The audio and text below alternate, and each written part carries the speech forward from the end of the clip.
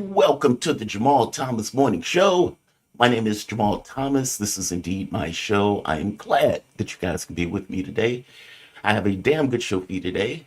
The best damn morning show on news, politics, domestic, and international that you are going to get definitely in the mornings. Thank you for joining me. Look, if you guys dig this content, you find yourself coming back here often. It is a bit presumptive of me to say like this video, but damn it, I'm going to do it. That's called confidence. If you indeed enjoy this content, hit the like button, share this video. We are growing. Subscribe to this content. We have gotten to the point. The goal is 40,000, 40K by the end of the year. And I don't think it is overconfidence to say that with your help, we can do it. I'm not going to pull a jihadist talking point of saying, with God's help, that we can do it. No. With your help, you, the audience, and hopefully I am going to remain consistent. And in being consistent, I hope you join me on that trip and that journey to increase and to grow. I try to give you just an honest take, as Garland was pointing to yesterday, just honest take. Man sitting on the news or sitting on the moon, looking at events, perched at the edge of the world. What does he see? And hopefully, by giving more context, you can listen to what is being said. You can either agree, you can disagree with it, but at the very least, you have a larger context from which to base that agreement or disagreement with. That is something that I would argue you don't really get on mainstream media. In fact, to make that point, CNN, it is hard to get across how trash this network is and the level of propaganda that CNN puts out as real news. For all of the talk of the different media outlets, Russian media or British media or whatever else, CNN doesn't want to call itself state media, and yet it follows, backs, and gives support to pretty much any foreign policy escapade that the U.S. gets involved in, even if we're putting a jihadist in power and letting those jihadists consolidate that power in Syria. I pointed to this yesterday when Garland was here on the show. It's so ludicrous, it's so over the top, that it is absurd and even laughable in its own right. The woman who is doing this, what is her name? She has a history of doing stuff like this. I'm trying to find her name. I'll find it in a moment. But she has been caught on numerous occasions. Clarissa Ward. She has been caught on numerous occasions making shit up. There's no other way to put it. She's the same one that claimed she was under attack and hit the ground in the area. She's laying on the ground with the cameraman. And she's like, oh my God, we're under attack. They weren't under attack. She entirely made it up. She was the one with the chemical weapons strike that was supposed to take place in Syria. And she said, here's a backpack that apparently was there at the chemical weapons strike. And it's like, wait a minute. You believe that that backpack is infected? And yet you're inhaling that backpack like Hunter Biden with a cocaine, a cocaine spree? Is that what you're doing? And in this case, she is claiming that CNN moseys around, finds the jail, goes into the jail that was emptied several days ago, no less, because when they invaded, they opened the jails almost immediately. But she wanders into the jails, and this happens. This is outrageous. Clarissa Ward, continuing her life. Oh, by the way, before I even get to this video, Ward, in an article, pointed out how she had been, I'm calling it radicalized. And I use the term radicalized because I don't know another way to put it. For all intents and purposes, all notion of honesty, of objectivity, was effectively out the window. She pointed out that she thought the government should have been doing more in Syria, and even going as far as to send hate letters to the government saying you should have been doing more in Syria. This was something that she herself pointed out, that any notion of objectivity was effectively out the window at that point. This is propagandist for the state, Clarissa Ward, stumbling into a prison and freeing, quote unquote, freeing a prisoner. I can't tell though, it might just be a blanket, but it's the only cell that's locked.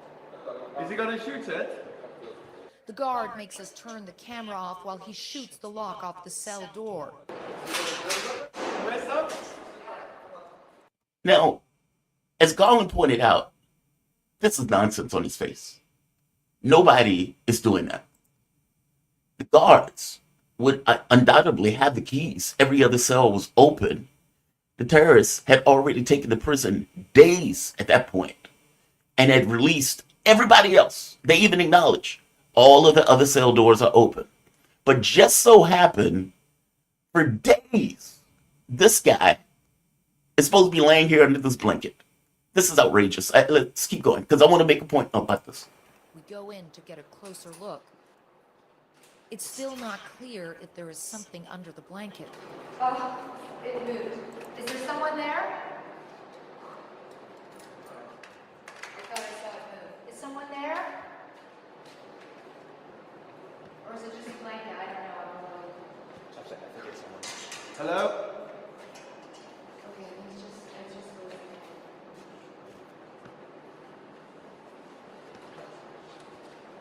All right. So apparently, CNN is saying there's a guy under the blanket. This is the guy who apparently they pulled out of the blanket that had been laying there for 5 days. 5 days after everybody else had been freed. This is the guy who they're saying they pulled out. All right, let's keep going. After 3 months in a windowless cell, he can finally see the sky. انت حر انت حر لا روح روح يلا هدي اعصابك My God, the light, he says. Oh God, there is light. My God, there is light. روق This is absurd.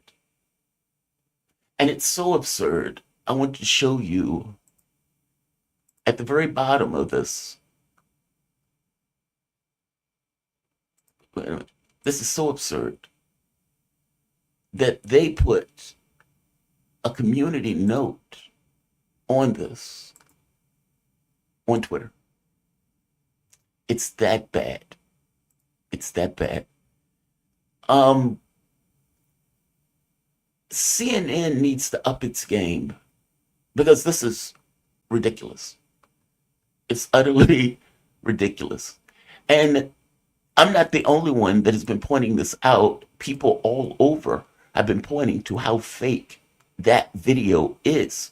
For one, you're shooting the lot. Two, you're having this situation where the guy supposedly had been in prison after everybody else had been released from prison, but he just so happened was still laying there. This is what CNN doing, and this is right here, just to make this point clear. CNN put a community note. This is clearly staged. There is no chance a prisoner who is in the darkness can look wide eyes at the sun. Additionally, the jacket is clean, and there's been a new haircut, clean nails, which is not possible in the case of the Syrian prisons. Amazing. Just amazing. And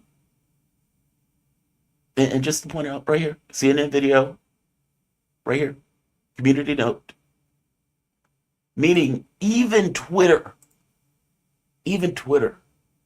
could not let that nonsense pass without pointing out how absurd, ludicrous, ridiculous it is that CNN is running state propaganda in this way.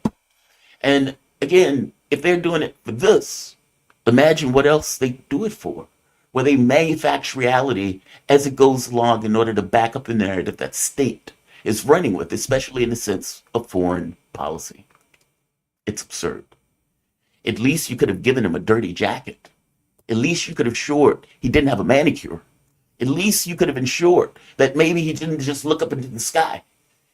It's almost as if somebody wrote CNN a movie script and they said, all right, we need to make this in a way that Americans will believe it. Americans watch a lot of movies, so let's do it like it would be in the movies. He's like, oh. That's absurd. That's absurd.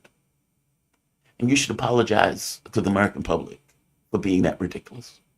Full stop. Full stop. There has been a lot of news taking place yesterday. A lot of news. The Attack Adams missile fired into Russia. Apparently several were fired into Russia at that point. If you remember, the Biden administration said, we will only use these in the Kursk region. Well, that missile wasn't fired into Kursk. It wasn't anywhere near Kursk. It was apparently at, I called it yesterday, Tagarog Air Base, something to that effect. This is near Rostov. That is not near Kursk. The media didn't make a big deal about it. The media rarely said anything about it. Russia pointed it out. The missiles were effectively knocked down. I think 2 were knocked down. The other ones were diverted off path, ended up hitting a parking lot. I showed that video yesterday also. Again, no one said anything about it. Russia said they were going to retaliate. They retaliated with this overwhelming missile strike overnight. Apparently, there were air alarms going all over Ukraine. The energy sector, of course, has been decimated and continue to be decimated. This is going to be a long and cold winter for Ukraine. One point on this, though. This is no different than what Russia's been doing prior. They've continued to do these attacks, meaning this attack could have happened on a random Tuesday. It didn't necessarily have to be a retaliation for what Ukraine did. And if it could be anything that just took place on a random Tuesday, then is it really a retaliation at all in any kind of distinctive sense? It is a retaliation, don't get me wrong. What seems to be the case, and what seems to be true, Orban talks to Trump. Orban goes back to Hungary. Orban then talks to Putin. And so it seems like Orban is a back channel in communication as opposed to Putin and Trump talking directly. So you have this back channel between Orban. All right. Orban has been calling for peace. Orban has said that Trump is going to end this war, all of that stuff. Trump has been saying before the election he's going to end the war.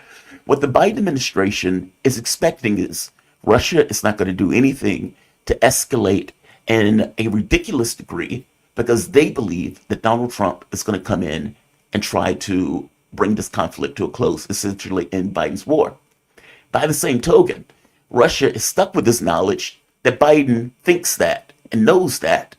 And because Biden thinks that, Joe Biden thinks that he can escalate further, or for that matter, escalate in a way that makes Trump's job that much more difficult when Donald Trump gets in.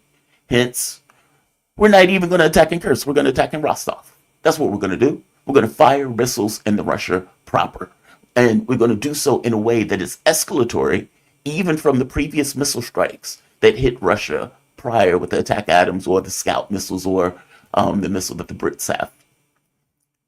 So they have to, in some way, get across deterrence and that this is not going to be allowed. Because, look, if you do this, they could just keep going. Okay, we're going to shoot down Russian missiles. We're going to do, we're going to put troops in. The Wall Street Journal was talking about troops going into Ukraine, which means that Russia has to do something, but they don't necessarily want to do something that escalates in such a way that makes it impossible to end the conflict if Trump comes in. All of these people are in a box.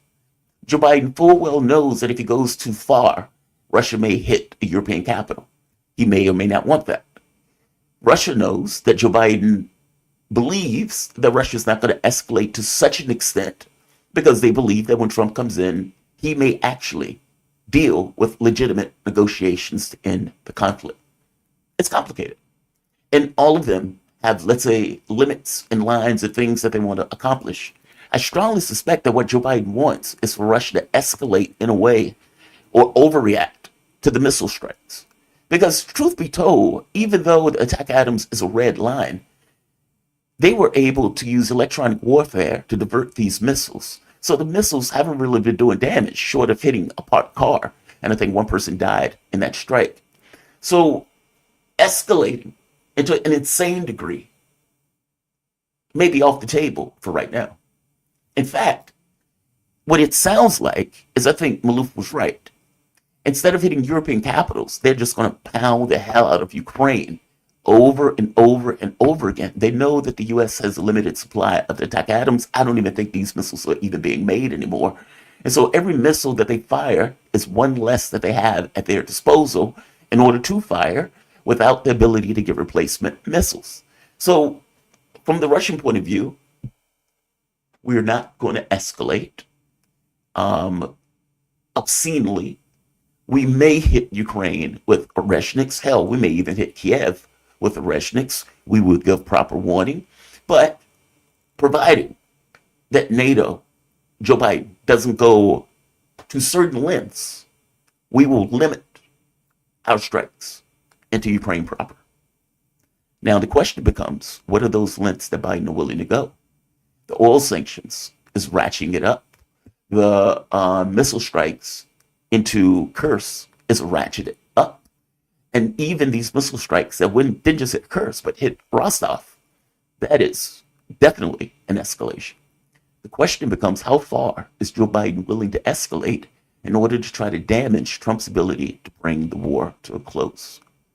Nobody knows that. This is going to be a dangerous 2 months, or dangerous month leading into January, because you have a man who's out of his mind, who is wed directly to a war, and he doesn't want that war that he's devoted hundreds of billions of taxpayers' dollars into, that he is fundamentally, effectively, clear as the brimming light of day, losing.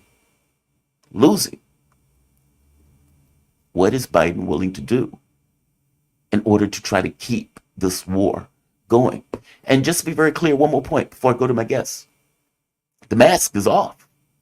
They are deeply concerned, this is my assessment, that Donald Trump is going to fulfill his campaign promise. Trump said, I'm going to end wars, not start them. If you think in the very beginning in North Korea, Donald Trump was willing to go to Kim Jong-un, make a deal, call it a day. Kim Jong-un stops firing missiles in the Sea of Japan. And that was the first time I think that I realized peace is legitimately an option. Meaning, for all of this talk of we must do this and be strong and we must show force, they were willing, Kim Jong-un was willing to make a deal. The missiles stopped being fired in the Sea of Japan. North Korea and South Korea got closer under that administration. So it is an option. It is a viable option. It can be done. They just don't do it. It seems that what the Biden administration is trying to do is create fires all around the world. In Syria, we're going to create a fire. In Europe, we're going to overthrow governments, especially governments that want to end the war, be conciliatory, meaning Romania, or for the matter, Georgia. In North Korea, we're going to try to overthrow the government to put in a patsy that we will be far more in control of, because we don't seem to trust the South Korean government to toe the U.S. line. This seems to be taking place all across the globe. The mask is off. They're losing in Ukraine. They know, or at the very least think, Trump's going to try to make peace. I would imagine he's going to go back to the same plan in North Korea. And in Syria, Trump had said, we're going to pull the troops out. It seems that the Biden administration is trying to screw over the Trump administration before it comes in. I want to bring in my guests. We're joined with the one and only Mark Frost. How you doing, Mark? You doing okay this morning? I am. Can you hear me? Yes. One great. second. We are. Let's put that echo canceling on, because otherwise we're going to get a lot of echoes. There we are. Mark, man, and just to give you a bio, Mark Frost is an economist, professor, consultant, drummer, Eagle Scout, Marine, capitalist, Schumpeterian, a recovering libertarian, and he is easily one of my favorite people to talk to. Mark, I'm so glad that you're here. You doing all right today? I'm doing pretty good, although 7:15 is too early to think, let me tell you. I'm sorry. It's like an 8 a.m. class, man. I'm sorry to pull you this early in the morning. It's just the show. When we were doing Fault Lines, we would have to be up, and we would often, what I would do is get people who are abroad. And so for them, it's like 6 hours later, and it makes it a little bit Right. easier. For Americans, they're like, dude, what the hell? This is early. And it's like, I'm up this time every day. No, I'm glad to have you, though. I'm glad to have you. So Donald Trump in fact, I'm going to hit you on news other than just other than just finance. I'm sorry. Sure. The IG report came out yesterday. Now, if you remember, there was a question of, were there any feds at January 6th? Now, from my point of view, I definitely wanted to know that. Ray Epps, for example, being one of those people saying, I might be dead tomorrow, but damn it, I'm going into the Capitol. Now, Ray Epps never went into the Capitol. He was just directing everybody else to go. And so the question was, okay, well, who is that guy? Is that guy a plant? What the hell is this? And why weren't you going after him, considering he's on video screaming that he's going into the Capitol and is directing everybody else to go into the Capitol? So one of the questions that people had was, were there feds at January 6th? Very basic question, very straightforward. I wanted to know it myself. It's a viable, legitimate question. And when asked, you had FBI Director Merrick Garland saying, where is it? I'm trying to find it. Merrick Garland was asked this by Thomas Massie. Massie is a Republican, but I like Thomas Massie. I like him. And he says this to Thomas Massie. In fact, he may have committed perjury in saying this. This is present on January Right. 5th. Okay, I was hoping today to give you an opportunity to put to rest the concerns that people have that there were federal agents or assets of the federal government present on January 5th and January 6th. Can you tell us, without talking about particular incidents or particular videos, how many agents or assets of the federal government were present on January 6th, whether they agitated to go into the Capitol, and if any of them did?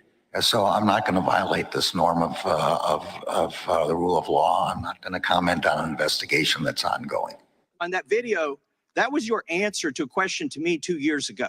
When I said how many agents or assets of the government were present on January 5th and January 6th and agitating in the crowd to go into the Capitol, and how many went into the Capitol. Can you answer that now? I don't know the answer to that question.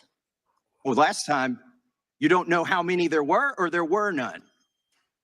I don't know the answer to either of those questions. If there were any, I don't know how many. I don't know whether there are any. I think you may have just perjured yourself that you don't know that there were any. He did just perjure himself, Mark. Just to be clear, Wow. He did just perjure himself. And just for the evidence, the IG report came out with two documents. One was on January 6th. The other one had to do with investigation into Donald Trump during the Russiagate stuff, where they were basically sweeping up all of the journalists and other Congress members thing, including Kash Patel, by the way, who's going to be the FBI director. All right. Yeah. One of it's those gonna be reports. great. Yeah. So right here, DOJ reveals 26 informants were present on January 6th, meaning there were assets at January 6th, one or two of which even went into the Capitol itself, even though they weren't directed to do anything criminal while they were there. It's kind of besides the point. Merrick Garland, when asked directly, were there any agents or assets present? Merrick Garland's answer, I don't know. That's a lie. That's a lie, right? Yeah. How could he not know? How could the FBI director not know what's going on under him at the thing? Meaning, I know he wasn't in office at the time that the January 6th thing. Wait a minute. No, he was in office at the time. Is that right? January 6th. No, he wasn't in office at the time. Trump was in office at the time. But at the point where the FBI director takes over, certainly he should know what was taking place in the organization, and to come away with this thing of, I have no idea what was happening on January 6th. Okay. That can't be true. That can't be true. What are your thoughts, Mark? Yeah, that's the first time I had seen that actual clip before. Yeah. And I remember back when all that kind of started, I was kind of, our government wouldn't do that. I was more naive back then, before. And now I believe it all. I believe there were agents there. There's just no way around it. We're going to find out in January. That's going to be one of the big things I think the Trump, assuming they allow him to even take office, that's one of my concerns. And I think you said that on another on another show that you were doing yesterday, and I echo that as well. It seems to me, let's just put our, I like to look at the world through economics, and why do people behave the way that they do? There's an incentive for something, or they wouldn't do it. Exactly. So we had Antifa violence going on in the country. Mm-hmm. It was associated with Democrats. We had Black Lives Matters violence going on in the country. That was associated with Democrats. Mm-hmm. There is a strong argument to make that the administration needed to have some right-wing violence. Now, whether that's true or not, I don't know. But I forgot when it was. Remember when... well, wait, to be clear, this was under the Trump administration. Trump was still president. Joe Biden hadn't transitioned yet. Oh, I know. Yeah. Oh, yeah. That I know. But now we know some things we didn't know then. We know that Nancy Pelosi did not want, she literally, by herself, did not want any extra police officers at Capitol Hill. She didn't like the optics, she said. Trump requested it. I don't think any of that was an insurrection. If that was an insurrection, it's the dumbest, most stupid insurrection in the history of political science. Right. Also, I think it was Tucker Carlson, somebody, when the Republicans took the House, they dumped a bunch of videos. And yes. Tucker got them, and he did a whole couple shows just showing video we had never seen. And it does look like, now I'm not saying everybody, I'm sure there was some bad actors there. There was a lot of bad actors. How many of the bad actors were FBI agents? Well, that's the rub, right? Like, do you remember the Michigan Wolverine thing where again, the Ray Epps thing is weird. It's very weird. And I remember watching that video and I'm like, okay, this man is literally directing people into the Capitol. And he's like, and people, you can hear people call behind him saying, Fed, because he was so over the top with it. Ray Epps didn't even go into the Capitol himself, even though he said, I'll be dead tomorrow, but I'm going in. And then the feds never charged him. He was on video. They act like they didn't know who he was. And then after the backlash became so much, they were like, okay, we'll bring him in to talk to him. Well, you had charged all of these people. Some of those people were putting in confinement. They were put in jail. They were like, look, I'll give you 20 years or you can accept 2 years. In which case the person would say, okay, well, fine, I'll take the 2 years. I don't want to roll the dice for 20.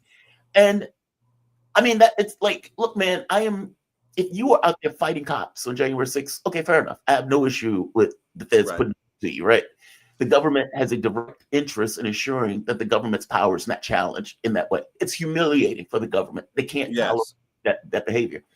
But if you're just the grandma that was at the rally, okay, well, you have a right to be at the rally. That's your American right. But they were locking those people up.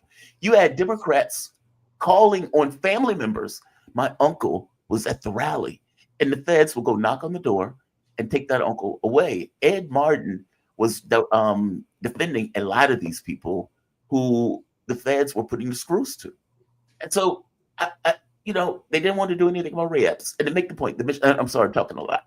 The Michigan Wolverine case, the majority of those people were feds.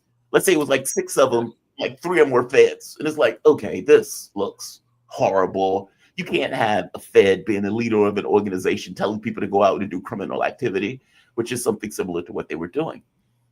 You said that you think that they needed right-wing violence. Are you thinking of the CIA? Are you thinking of the feds? Because according to this document... I don't know what 3-letter organization, but my guess is it's FBI and perhaps some Democrat dirty tricks specialists. I mean, it's, again, back in the day when this kind of first happened, I'm just like, okay, there was some overzealous idiots on the Republican side that crawled up scaffolding and stormed the Capitol. But from that videos that I watched all of those Tucker episodes, and it was video we had not seen before. For the vast majority of the people there, it looked like a tour. You had policemen, escorting them around, and it was kind of orderly. Seriously, most people looked like they were just following the tour master, Yeah. and Some were. And it worked for them at the time because they were planning on winning this election. That's what it's pretty clear now, just the level of hubris they had. Even if you get on YouTube and watch Meltdown of the Left or something, and it showing all the different journalists, they were pretty convinced Harris was going to win. I mean, they were utterly convinced of it. They did. And when they didn't win, then they started turning on the people who was telling them that they were going to win, like Morning Joe and, what's her name? What's that crazy woman's name? Mika. Yeah, no, it's the one you did a whole show on. Joy Reid. Whoopi. Oh, Joy and Reid. Yeah. Joy and Reid, right. I mean, she's nuts. She lost her groceries somehow. So anyway. But she's been telling people that they shouldn't even go to their family members. Basically saying if your family member, like if you had a nephew and you voted for Trump, that the nephew shouldn't invite you to Thanksgiving dinner because the nephew now shouldn't trust you. Yeah, it's absurd. And it's evil. I'm not going to lose somebody I love over election. It's not going to happen. It's just not. So it's absurd. So it seems to me that light's going to be shined on this, but it's pretty clear that there was official U.S. government representation there. Yeah. Did they start the riot? Don't know, but they certainly fueled it, because when passions are high, all it takes is one or two or three people to start doing something, and then you get kind of the domino, follow the leader type psychology. And that doesn't excuse any illegal behavior that some might have done, but it's clear from watching those tapes, the vast majority of people were peaceful. And I think half of them thought they were going on almost some kind of like excursion or tour. It just looked that way. People were looking around and kind of, there was no spray paint and stuff like that. I think some of the people that went to Pelosi's office, I forgot those guys' names, you could make an argument that they went too far. But somebody took a dump on their desk or something. Looked like they walked around for a while, and then left. I mean, that's what it looked like to me. I mean, I'll tell you this. There were some people out there fighting cops. There were some people out there that were scaling the wall. I mean, look, some of it was violent. If Tucker is trying to show, that there were, 20,000 people there, and let's say 1,000 was violent and the other 19,000 wasn't. Okay, fair enough. But 1,000 people is a lot of people. Like, meaning it doesn't take a huge amount to have that much chaos. And the videos of them fighting cops and everything else are legit. It probably just depends on what you're focusing on, right? If you're showing people walking orderly into the Capitol, okay, well, that's one image of it. If you're showing people outside fighting cops, okay, that's another image. Democrats tended to focus on that part. It's like, look at the violence, look at what these people were doing. Trump brought them in, Trump brought them in. That was not an insurrection, though. That was a riot, if anything. Insurrection, no. It was definitely a riot. Crazy. They should have answered, like, from my point of view, if you're asked that question as the FBI director, you should answer it honestly. Right. There's already this kind of trust issue with all of these people saying they think the FBI was involved, that the CIA was involved. And then they ask you, hey, were there any agents there? And your answer is, I don't know. What do you mean you don't know? Like, 2 years after I buy a business, I should be able to tell you all about what I bought. Exactly. Right? And he should be able to tell you, maybe he has a small excuse when he first started. He's like, well, I didn't know. Well, you should know on something like this. You should be all over that, and you should know. And if you're claiming you don't know, you're either incompetent or you're lying. Could be a little bit of both. It could be both too. Yeah, but it drives me crazy because it's just, I think they lost in part. I mean, if you peel the onion back and you look at why they actually lost, people got tired of being they're so condescending, even to their own demographics. They're condescending. Yes, you vote for me or you're not black. Or, bring out Papa Obama and he gives black folks a lecture. As a white guy, I'm automatically a racist person and I'm evil, and there's nothing I can do about it. It's a ridiculous message that I'm shocked they got as many votes as they got. I mean, they Mhm. lost everyone. They lost the Muslim vote. And they lost that means that they hated Harris more than they hated Trump. And Trump was the guy that literally talked about a Muslim ban back when Corona started. And they're Yeah, like, but but that group said, you know what? We'll take our chances with the orange guy. We'll take our chances with the Muslim ban guy than this crazy Harris woman. Because that's how she came across. She came across as just vacuous in her brain, which was just another version of Joe Biden. And I think people are tired of that. I want a president that at least knows what he's doing. Maybe I don't disagree with it, but at least I can say, you know what? I think he's doing this for XYZ reason. Half the time, I don't even understand why the Biden administration is doing what they're doing. I don't understand what they're doing in Ukraine. I used to just say, well, it's the neocon thing. They can't help it. Has to be more than that. There's something nefarious going on here, and it comes from a weak leader. There's somebody, maybe you call it the deep state, but somebody's, puppeteering here. it's And ideology. and I don't It's think just, Biden is that much in control of his own administration. I just don't. it's just ideology. I mean, like it really, it's like a religious belief. Like in the same way, for example, in the same way, Giuliani right now is in Syria saying we're going to have Sharia law, and we're not going to use sticks right off the bat. Meaning we're not going to beat the hell out of people immediately. Right. But it's coming if our Islam should be strong enough to do so. That's purely ideology. That's not, there's no real reality to it. They have a religious belief. And neocons are the same way. It's a secular religious belief. Power is the point, power is the objective. This is a geopolitical chessboard, and we need to eliminate anything that is not one of our vassals, et cetera, et cetera. That's the way they think. And so everything, like sometimes if you're playing chess, you have an objective that you want to do. Yes. Sometimes there are moves that you make that are just distraction. It's just diversion. It's just to stay occupied, to keep pressure as you pursue a particular objective. A lot of this stuff that's what they're doing. Like especially in Ukraine, where they thought, hey, we can create a Hobbes choice for Russia. Either they get militarily involved, or they let us take Ukraine where we'll be on their border. It's a win-win.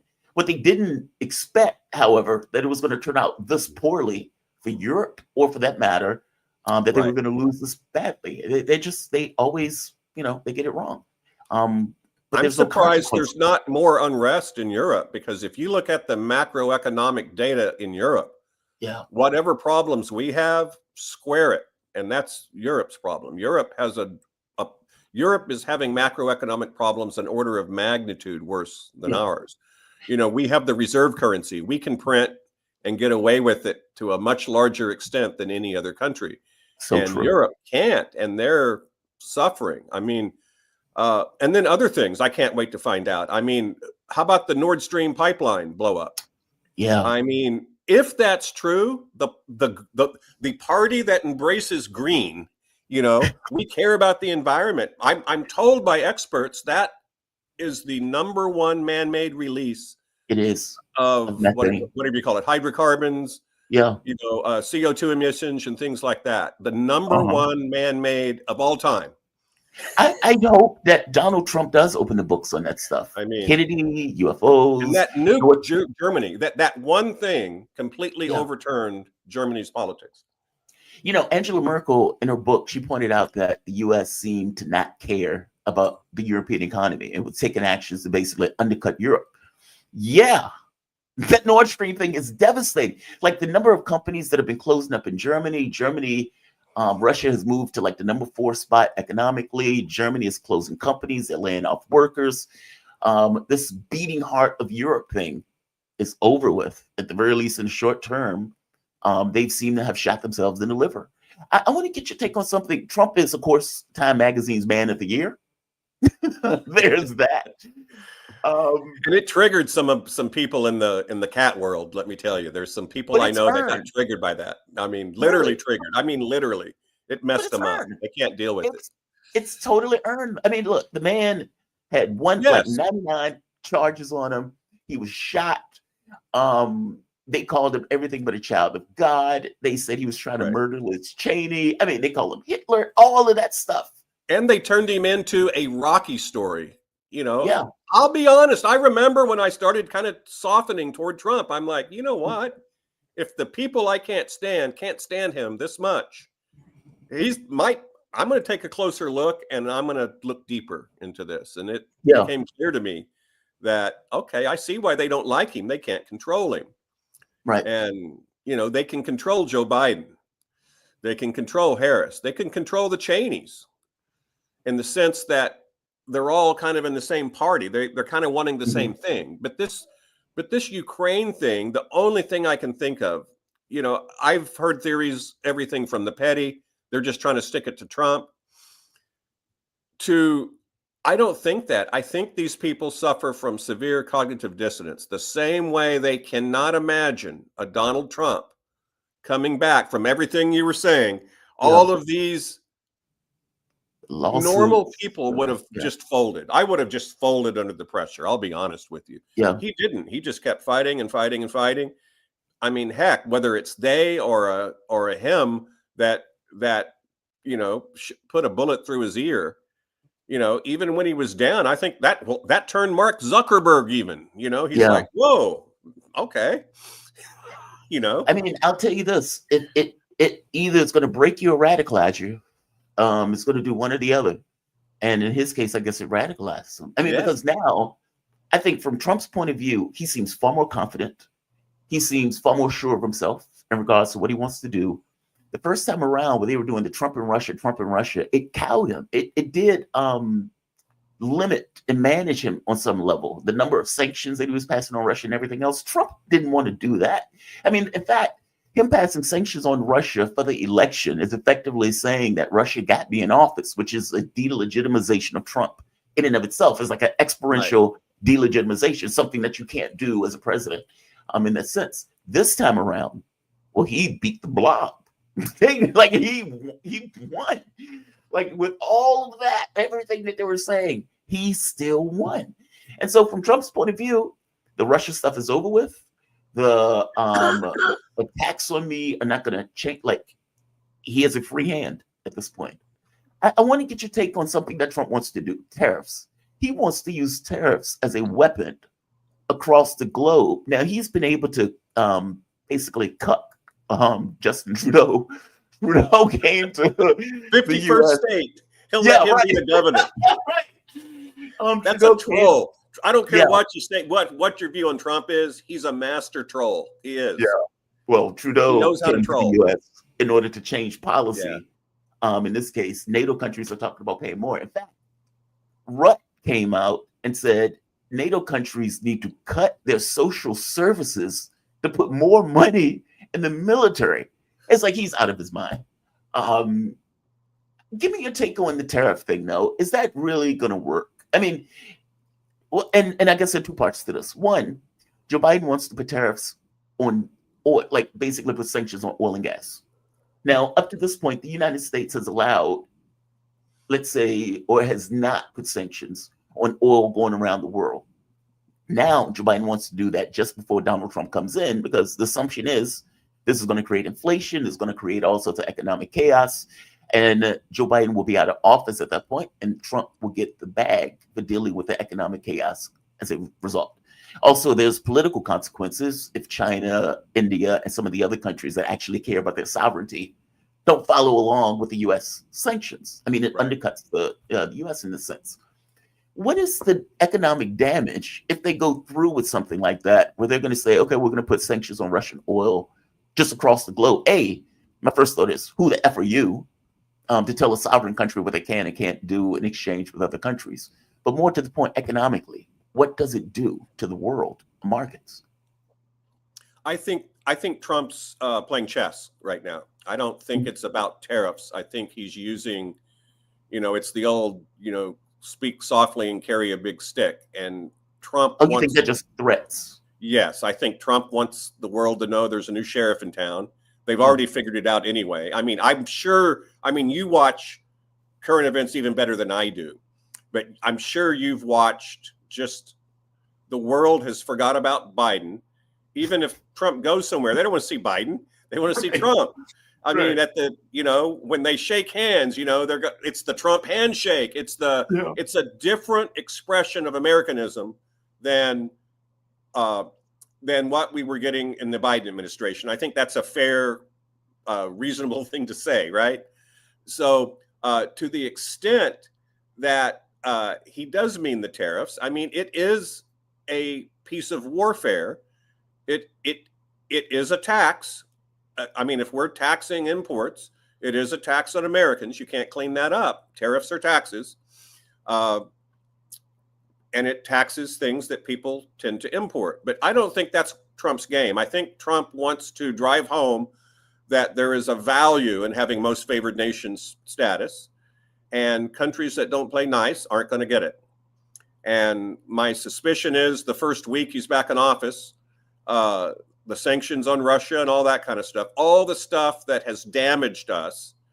I mean, what also is a tax is sanctions.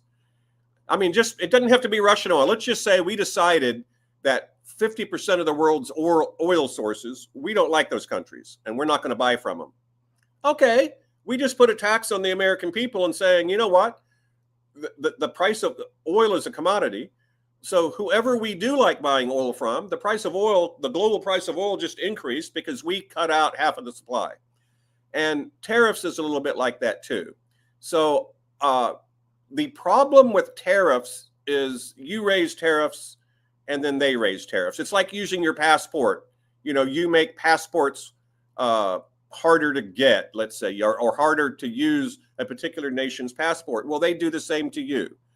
And now we have a situation where having an American passport isn't as awesome as it used to be anymore. Used to, you could go anywhere, no visa, no nothing. And so, because there's a tit for tat strategy that's tempting when we start doing this. So what I think Trump is doing is he's rattling sabers. It's a big old trumpet that he's playing, and he's letting people know, just because you're Canada and we have a special relationship, or have for quite some time, doesn't mean that special relationship is going to continue if you keep behaving the way you've been behaving. If you keep pulling us into a war, because I think one thing Trump has made it very clear that he wants to do, he wants to concentrate on the economy, and he wants to concentrate on the border, and he wants to concentrate on America first. Right. And to me, I don't know why people get so upset over that. Talk to any person anywhere in the world. What do they want their leader to do? They want them to think of themselves first. I expect the Germans to do what's in their best interest. I expect the Russians to do what's in their best interest. What I think is probably happening, within the chess game theory of all this, is I think the Biden administration or his advisors, his neocon advisors, are trying to force Putin's hand. They're trying to push him so hard that he makes an error. Agreed. I've studied Putin somewhat. Can't say I'm necessarily a fan, but as far as the leader of Russia, I am a fan, because Russia needs, if you've ever been there, if you've studied the history of Russia, it needs a strong leader. Yep. And American democracy isn't going to work there, at least not right now, because the country's still figuring out what it means to be not communist, or not feudal, that sort of a thing. But what I think is going on is they're hoping they can push Biden too far and he makes an excursion into NATO, even though he would be within his powers of international convention to strike NATO, because clearly we're using NATO bases, NATO equipment in a war that they're engaged in. Just imagine if the roles were reversed. The hawks in America would be up in arms. It'd be like, this is ridiculous and blah, blah, blah. So it seems to me that Putin's too smart for that. And he understands that in a little more than 1 month, everything changes. Well, everything may change. Because I got to be honest, we don't really know what Trump would do. But I agree with you. To Russia, I think that's a safe statement. Trump has made clear that he doesn't think we should be in this war. Yeah, agreed. I don't think we should be in this war. His new director of intelligence, Tulsi, has made it clear she doesn't want, just like you and I have been called, Russian plants. She's called a Syrian plant lately, just because she doesn't want war if it's not absolutely necessary. Let's not fight unnecessary wars become radical? I mean, to me, that's a common sense. Yeah, position. It's bizarre. I mean, like, especially with it being Democrats. I mean, I know LBJ was pushing us into Vietnam War and stuff, but usually it was the Democrats that were less into this. Let's just go bomb and stay in. When Kamala Harris was running with this orthodoxy, I mean, Harris joined Liz Cheney for a reason. They don't disagree on foreign policy, and Liz Cheney is effectively her dad. This has become kind of Democratic orthodox, which is bizarre to me. It's like a polarity shift where you get more Republicans. I mean, when J.D. Vance was in the debate and he turned to Tim Walz and was like, compromise is not a dirty word. That's like, whoa.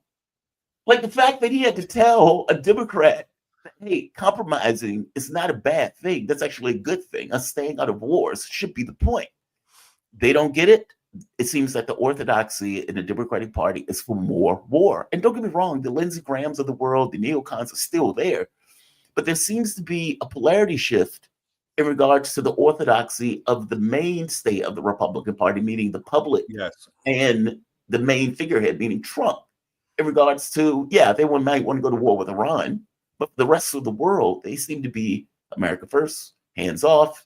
We just want to do what's in the best interest of the country. And I agree with you. I think all countries should do what's in their best interest. That doesn't mean that you can't work with other countries in the context of it is a good idea for us to work together. The globalism, by the way, that's the entire concept of international free trade. Right. Is each country pursues its own interest, and we trade with each other because you're better at making television sets. I'm better at making pharmaceuticals, and we trade with each other. And by trading with each other, it's a positive sum game, meaning that it's more than the sum of our parts. We actually create a synergy by trading with each other. And not only are my citizens better off, your citizens are better off. This whole concept of international trade, good trade, free trade. Win-win relationships. That's a good thing. Exactly. But see, I think it becomes problematic. After the Second World War, we were the only thing standing. Yes. Like we were literally the last thing standing. Like I like to say, if you wanted a washing machine, chances are it was American. It was American. You come to us. And I think we got into our heads that that's going to be the way it always is. And that's not really true. Other countries, in any situation, you may have somebody who's a leader at some point, but the more people that get involved, the more competition you have. And your position may diminish on some level just because other countries are getting better at that stuff. I think America got to the point where they realized, oh my God, China has 3 times our population. They have a massive industrial base and they can build this stuff faster and on some level even better, depending upon what it is, than we can. That is a problem. Because now this economic state that the US was able to manage and basically dominate across the globe is under pressure and it's under threat. And the actions that we took, sanctions and all this other stuff, was directly related to us and the fear of losing that position around the globe. Give me your take on that. I mean, do you think that's what it is? That at the basis of it, yes, there's a geopolitical position of it, but there's also an economic concern or economic desperation associated with China, Russia, India, and some of these other countries gaining more of a foothold in economic space. What are your thoughts? Yeah, I tend to agree with that. Most neocons, as far as that goes, most people that have studied political economy have read the theory of hegemonic stability. And in that, it basically says America must rule. And they must rule for the same reason that the British Empire needed to rule, the Roman Empire needed to rule, etc. That in an anarchy of nations, the only thing that we have available to us, outside of a world government, is a strong hegemon that can essentially be the world's policeman. Keep the sea lanes, navigatable, punish bad actors and that sort of a thing. But there's a difference between just being the hegemon and trying to make the entire world part of your empire. The United States has just sucked at empire. So if you look at every time we've tried to do it, when in the Spanish American War, we got the Philippines. Paul Krakow, I believe was his name. He wrote In Our Image. It was a book on the history of the Philippines. He goes, the best way to summarize it is they spent 500 years in a Spanish monastery and 75 years in Hollywood, and so that hegemonic power, the argument is if we don't do that, other countries will step up and become the hegemon. You have to have a hegemon. Just like in chess, you have to have a queen. If you lose your queen, it's a weird chess game if you lose your queen, right? It is. You still can win, but it's weird. It's everything, harder. The entire strategy of everything changes if you know your opponent doesn't have a queen. And so the argument is that we, to be fair to what they're thinking, is that if we don't lead, somebody else will lead, and they might lead in a way that's against our self-interest. Right. I don't have a Exactly. problem with that. What I have a problem with is that in the name of taking care of us, they have some sort of a nefarious agenda coming on.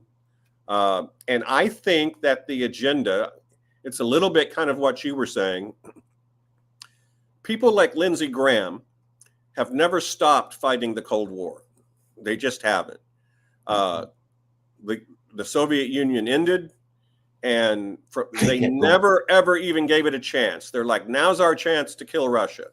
Yeah. And in these people's minds, there's no difference between the Soviet Union and Russia. Right. Which to me is nuts, because It's nuts. there's a giant difference. And Russia, other than Afghanistan, and we did it too. Well, we did it several times. We did Vietnam, we did Afghanistan. Russia has not been an aggressive player with its nations, generally speaking. Neither is China. Neither is Iran. And they whip up. What I didn't see coming was that neocons are on the left too, now in the modern left. That's what I didn't see coming. I didn't see, one podcaster said, Liz Cheney's brat just didn't work, with young people, that sort of a thing. And I don't know exactly what they were thinking, but to me, it's just nuts, because this is an unpopular war. You go talking to people. I mean, just anecdotally in my own life, I mean, maybe 1 out of 10 people I talk to like this Ukraine war. They think it's worth the opportunity cost. And a lot of folks now are waking up. They're saying, you know what? Maybe we began this thinking we were going to do some good, but the unintended consequences of the Biden administration, of our actions in this war, has probably doomed an entire generation of Ukrainians. I mean, I'm not sure there's any fighting age Ukrainians left, statistically. I mean, seriously, I'm not sure there is. And if there is, there's so few. I mean, just think of the demographic. Just think of the microeconomic challenges Ukraine's going to have. The war ends today. Okay, well, you need people to go work. You need productivity. Well, everybody's dead, except children, old people. I mean, there is an argument we enabled them to destroy themselves. Mhm. And I don't know what the total toll would be, but is it safe to say it's a couple 100,000 dead? Yeah. And Easy. It's who like knows how many 500,000. maimed Yeah. and injured. And I believe, had we just stayed out of it, a much more peaceful solution would have happened, because both of these countries know how to horse trade. They know how to make a deal. And there's reports that they were interested in talking back when all this first started. And then the Biden administration came in and said, no, you don't need to do that. We're going to arm you. We're going to give you everything you need. So keep fighting this. And if that's true, to me, that's just evil. It is true, by the way. That's In the very yeah, beginning, when the war first started, Boris Johnson was deployed. So when the war first started, Putin, there was negotiations between Ukraine and Russia.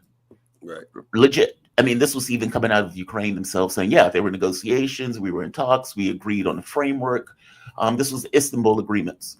Boris Johnson comes in and says, cut it out. You're not going to get security guarantees from us. You are going to keep this war going. We're going to give you all the money and the weapons. We're going to beat Russia, etc. And at that point, Zelensky killed the deal.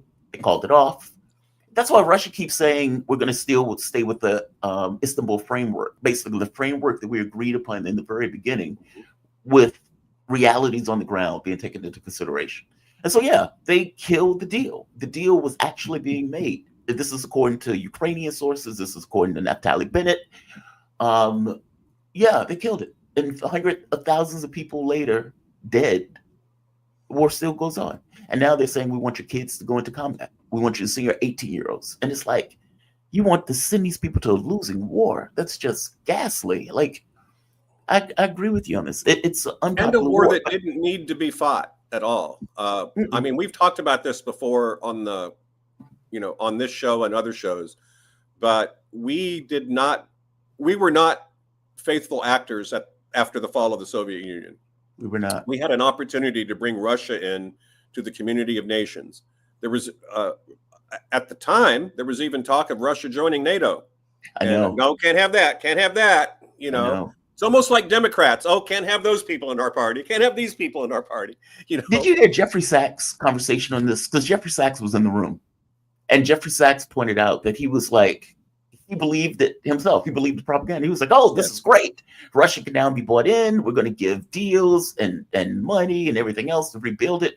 And they told him, capitalize them, all that. Yeah. Well, they told him no. It was like, we're not giving them offers. We're going to isolate Russia. They are not ever going to be able to get to the point of challenging us again. Like, he was shocked by it. From his point of view, he thought, this is great. We can now, change the economy. We can update it. We can help them in the same. They were like, no, we're not doing that. From very early on, from the very beginning, when the Soviet Union fell, they thought we won, and we will take the spoils of the enemy, despite what they told Gorbachev and what they told Yeltsin and all these other people, that they weren't going to do this stuff. No, it was horrible. I agree with you. It's this. I guess my feeling is the world doesn't have to be this way. And when Trump was able to go over and make deal with North Korea, I said to myself, so peace is an option. Meaning these other countries, if you offer and extend a hand, and let's be honest, do you remember the flack he caught? Yes, from his own party, from the Lindsey Grahams of the world and stuff. Like just going, because he technically visited North Korea. Remember, he stepped over the line, and then they stepped over the line, and from that point on, the threat of North Korea just went away. So I applaud him for that. Sometimes Trump has his buffooneries that are annoying, but sometimes he knows how to play that to our advantage. Agreed. And I think the difference is you don't have to like somebody, but if you respect them, that changes the relationship.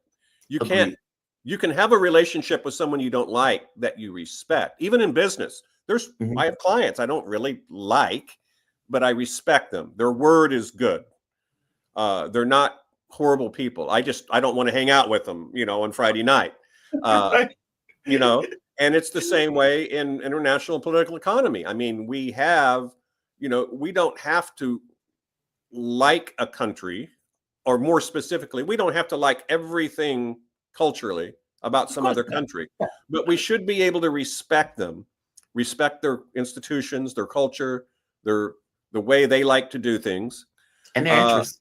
Yes. And if we can't do that, then we're just a condescending colonizer, so to speak. Yeah. And that's what people don't like that's the America that people don't like, is when we stick our nose into things we don't understand and we make matters worse. And unfortunately, it's a bitter pill to swallow if you're an American and you love your country. We've done way too much of that in the last 50 years. Yeah, I mean, we really have. Doesn't have to be this way. And if we want them to respect our interests, we have to respect theirs. That's just a human thing, right? Yes. I need to respect you in order to get respect back. Mark, But man, I do believe that I do believe this, and I'm quite confident of it. I believe had Trump not won the election, nuclear war would have started. Ritter said the same thing, by the way, saying that he believed that if Kamala Harris won the election within a year, we'd be in some kind of nuclear war. And that was I my don't think fear. it would even be a year. I think it would have been fairly quick because, put yourself in the mentality and the situation of the leader of Russia. Mm-hmm. When you that time I was on where I talked about game theory, you have a northwest corner solution. Pepsi and Coke advertise because they don't trust the other ones won't advertise. Right. So if you paint somebody into a northwest corner solution, if you paint Russia into a corner where the only probabilistic outcome of success is nuclear war, you're going to have nuclear war. Yeah. And that's the entire concept of MAD and, decades of post-World War II strategy has always been don't paint your nuclear opponent into a corner so that the only solution they have is a northwest corner solution. Strike first, because if you don't strike first, you're going to have a disadvantage in the inevitable war that's coming. And when you have neocons like Lindsey Graham and you have people who seem to, when they talk, they almost, if you get into their psychology, they seem to be jazzed by it. They're like, nuclear war, and it's frightening to a person like me. It's just, I can't see any good coming out of anything like that. Nothing good would come to the United States. Markets like certainty. And already the Trump effect he hasn't even started office yet. And the Trump effect is highly in play. Yeah. Everybody is reassessing the things that they had planned on doing. And I think that's a good thing. It's a reset for the world. There's an opportunity now for Ukraine and Russia to settle their problems. There's an opportunity for the West to reconcile with Russia in a way that allows Russia to save face and sets a pavement out or a path to even becoming cooperative and even friends. There's absolutely no rational economic or political reason that I can think of that's valid, that's not, Dr. Doom evil type thing, of why the United States and Russia should not be cooperative and friends. To be fair, I don't see it. Just look at a globe. Tell me why Russia is threatening us. I guess you could argue Alaska, but the Bering Strait or something. But they have not in the past been highly aggressive of the United States. They just haven't. In fact, if I had a criticism of them in their zeal to be friendly, they enabled us to go into Iraq.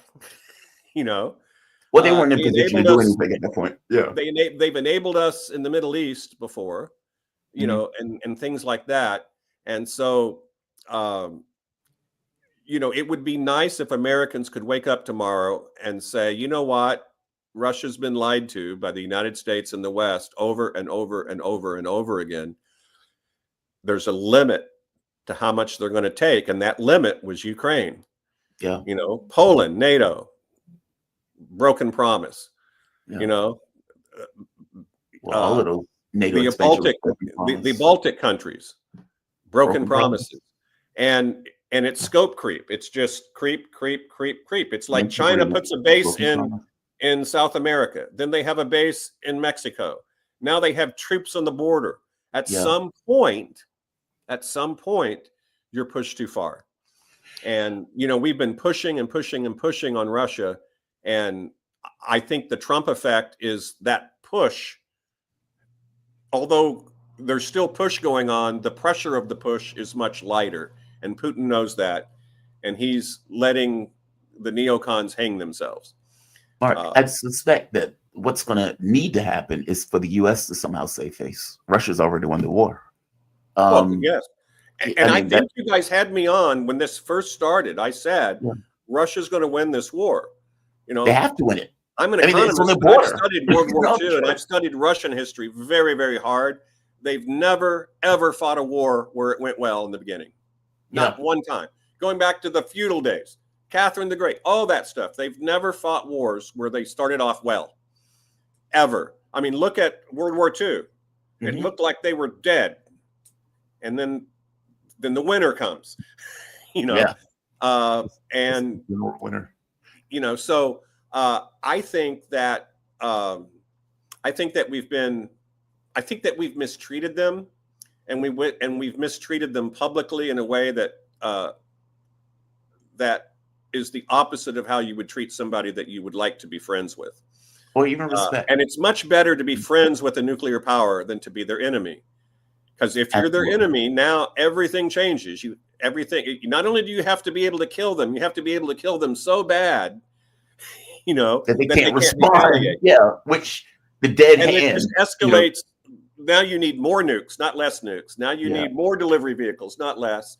And you're spending all this money on the military industrial complex when you have people that show up for college their first day and they can barely read.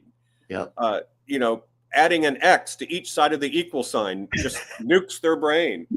And then we scratch our heads 10 years later and say, how come little Johnny didn't do well in life? Well, because nobody ever taught him how to read and how to do any math, you know? Mark, man, I always appreciate you, Mark. Mark Frost, Dr. Mark Frost. He's a professor, consultant, drummer, Eagle Scout, Marine, capitalist, Schumpeterian, recovering libertarian. You can follow Mark on Twitter at Frosty Cash. Man, thank you for this. Always appreciate Always a you, Mark. pleasure, my friend.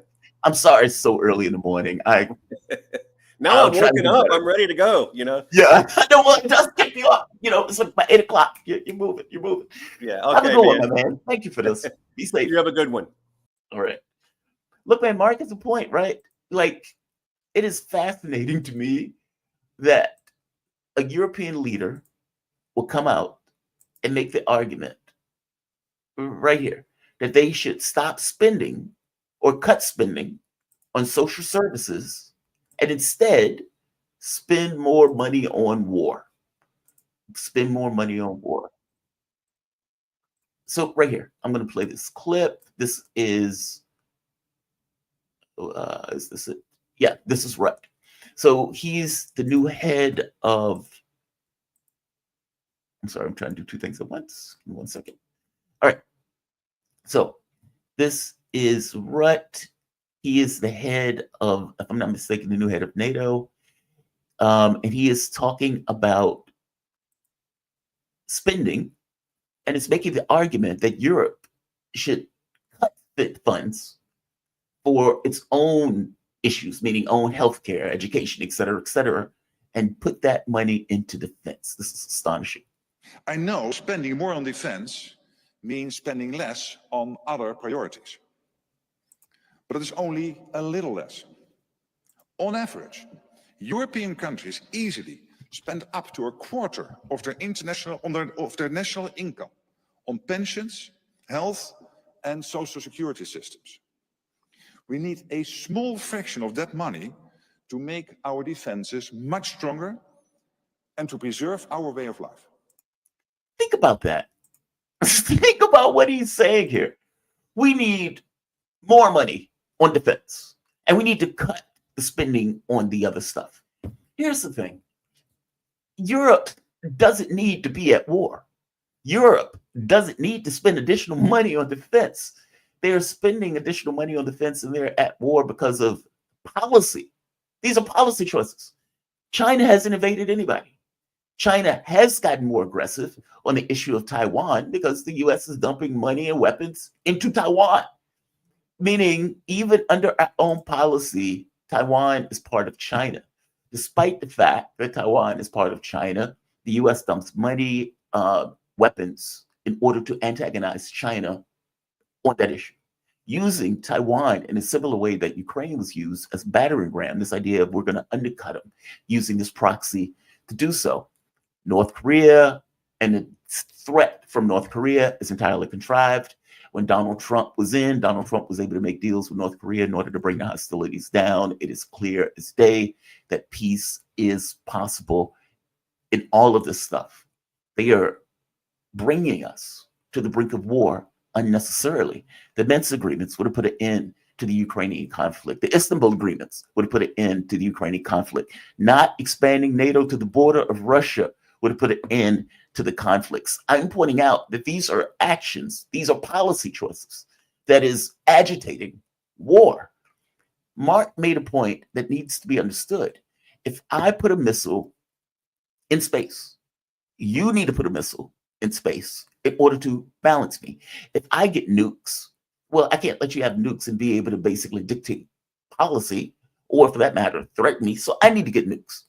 Meaning it always requires a response in order to balance the strategic power among nations, especially among nations that you don't particularly like. Europe is in the situation that it's in because it's agreed with US policy on the expansion of NATO and the expansion of Western dominational power around the globe. It feels that power ebbing away. If this notion of Europe as a garden, Europe wasn't a garden because it was a strong military power. That way of life was ensured not because it was a strong military power. It was a way of life, had to do with healthcare, education, providing a safe area for the citizens, having these beautiful buildings and everything. It was that. It was a political issue that allowed Europe to be Europe. They're taking this and turning this into a defensive direction, which, like the US, instead of paying for things like healthcare and education, we put $1 trillion a year into military. And you ask yourself, okay, is this really necessary for us to function in this way? The answer is no. You can make friends as opposed to continuously making enemies around the globe. And speaking to one of those friends right here, the one and only Steve Gill. Steve Hey, my Gill. friend, how are you? I'm doing okay, man. You're doing all right this morning? I know it's early. Good. Steve Gill is an attorney and CEO of Gill Media, a Nashville, Tennessee-based public affairs media marketing company. He also served as Director of Intergovernmental Affairs for the U.S. Trade Representative. Steve, man, I'm so happy that you can join me. I'm going to show you something, and I want to get your take on it. So CNN is getting booed, joked, panned for a video that it did that is obviously staged. Now, have you seen this clip right here? CNN, and just to set it up for you, and the audience, just in case the audience just got here. All right. So CNN goes to Syria. And when CNN goes to Syria, now, if you remember in the very beginning, when the jihadists took over, they emptied the jails. They basically let everybody out of the jails. We don't care if you were a murderer. We don't care if you were somebody that Assad was basically keeping in the torture. We don't care. We're letting everybody go. CNN goes to one of the notorious prisons in Syria. And this is what happens. Let's play this clip. Now, keep in mind now, the jails were emptied. CNN, several days later, stumbles upon an inmate that is laying under a blanket. Take a look at this. I can't tell though. It might just be a blanket, but it's the only cell that's locked. Is he gonna shoot it? The guard makes us turn the camera off while he shoots the lock off the cell door. Now, right there, that's ridiculous in and of itself. These guys have access to the entire prison, and yet he's like, we got to shoot the lock off the door like they're in a Hollywood script. Right. Let's keep going. And we have this one guy left. Yeah, we have this one guy left, one guy in the prison that CNN just so happens to stumble upon. Just outrageous. It's still Let's not keep going. clear if there is something under the blanket. Oh, it moved. Is there someone there? By the way, I want to show something else real quick. Now, this guy is supposed to have hasn't seen sunlight in days. And yet, these are windows. These are windows. So he's like, I haven't seen sunlight. All right, let's keep going. It's still not And he clear. speaks English, obviously, and a camera crew comes into his cell and he's not surprised. Well, he's laying under a blanket, so he doesn't hear the gunshot. He doesn't hear any of the stuff. He's still laying under the blanket, sleep. Oh, it moved. Is there someone there? All right, someone all right. there? Now the guy that they find, they bring him outside. He's very happy. He's very ecstatic. All of that stuff. And I'm trying to find a video where he comes back. And CNN, yeah, right here. All right. So CNN talks to the guy. Stable repeats again and again.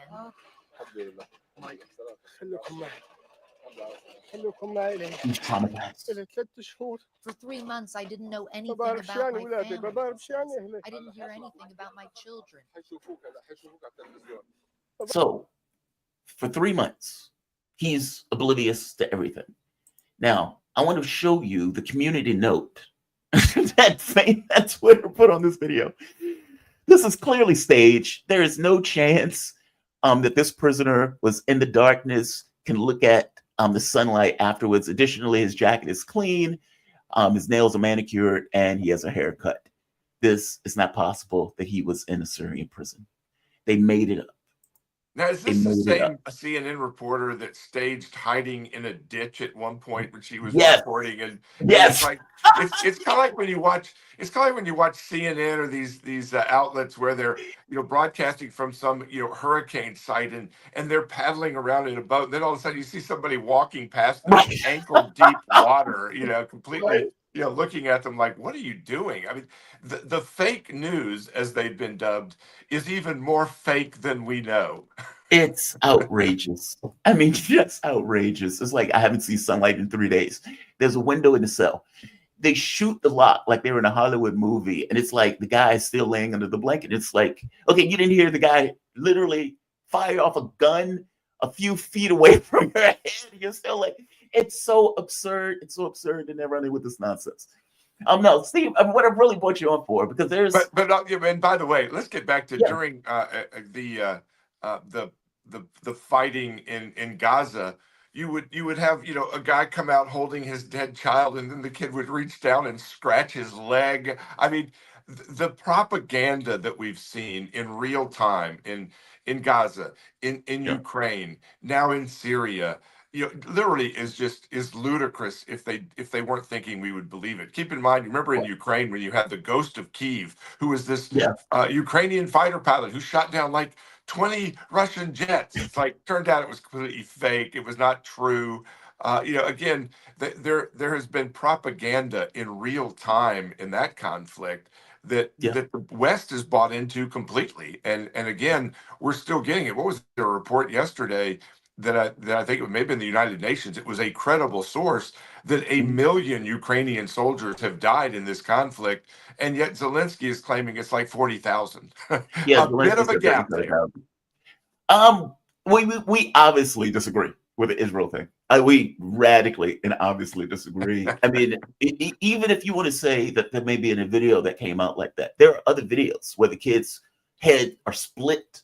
There's no doubt that there have been civilian and child casualties. But remember when the hospital got targeted and supposedly had killed hundreds, and it turns out it was a Hamas missile that landed and hit a car, and there were like 5 or 6 people. There was a report that like 50 people on a truck got murdered by the Israelis. It's like, no, it's just, again, there has been such propaganda that downplays the reality of the carnage that happens when you're fighting in a close urban environment. But yeah, there have definitely been civilian casualties, children, but you don't have to lie in order to underline the horrific carnage that's taken place. No, agreed. When Israel was coming out saying, all of these women were raped, that babies' heads were being chopped off. Hamas chops the head off of babies and then takes a dump in the skull. It's like, okay, dude, you don't have to do that. If you want to say that 1,200 people were killed, fair enough. That's bad enough.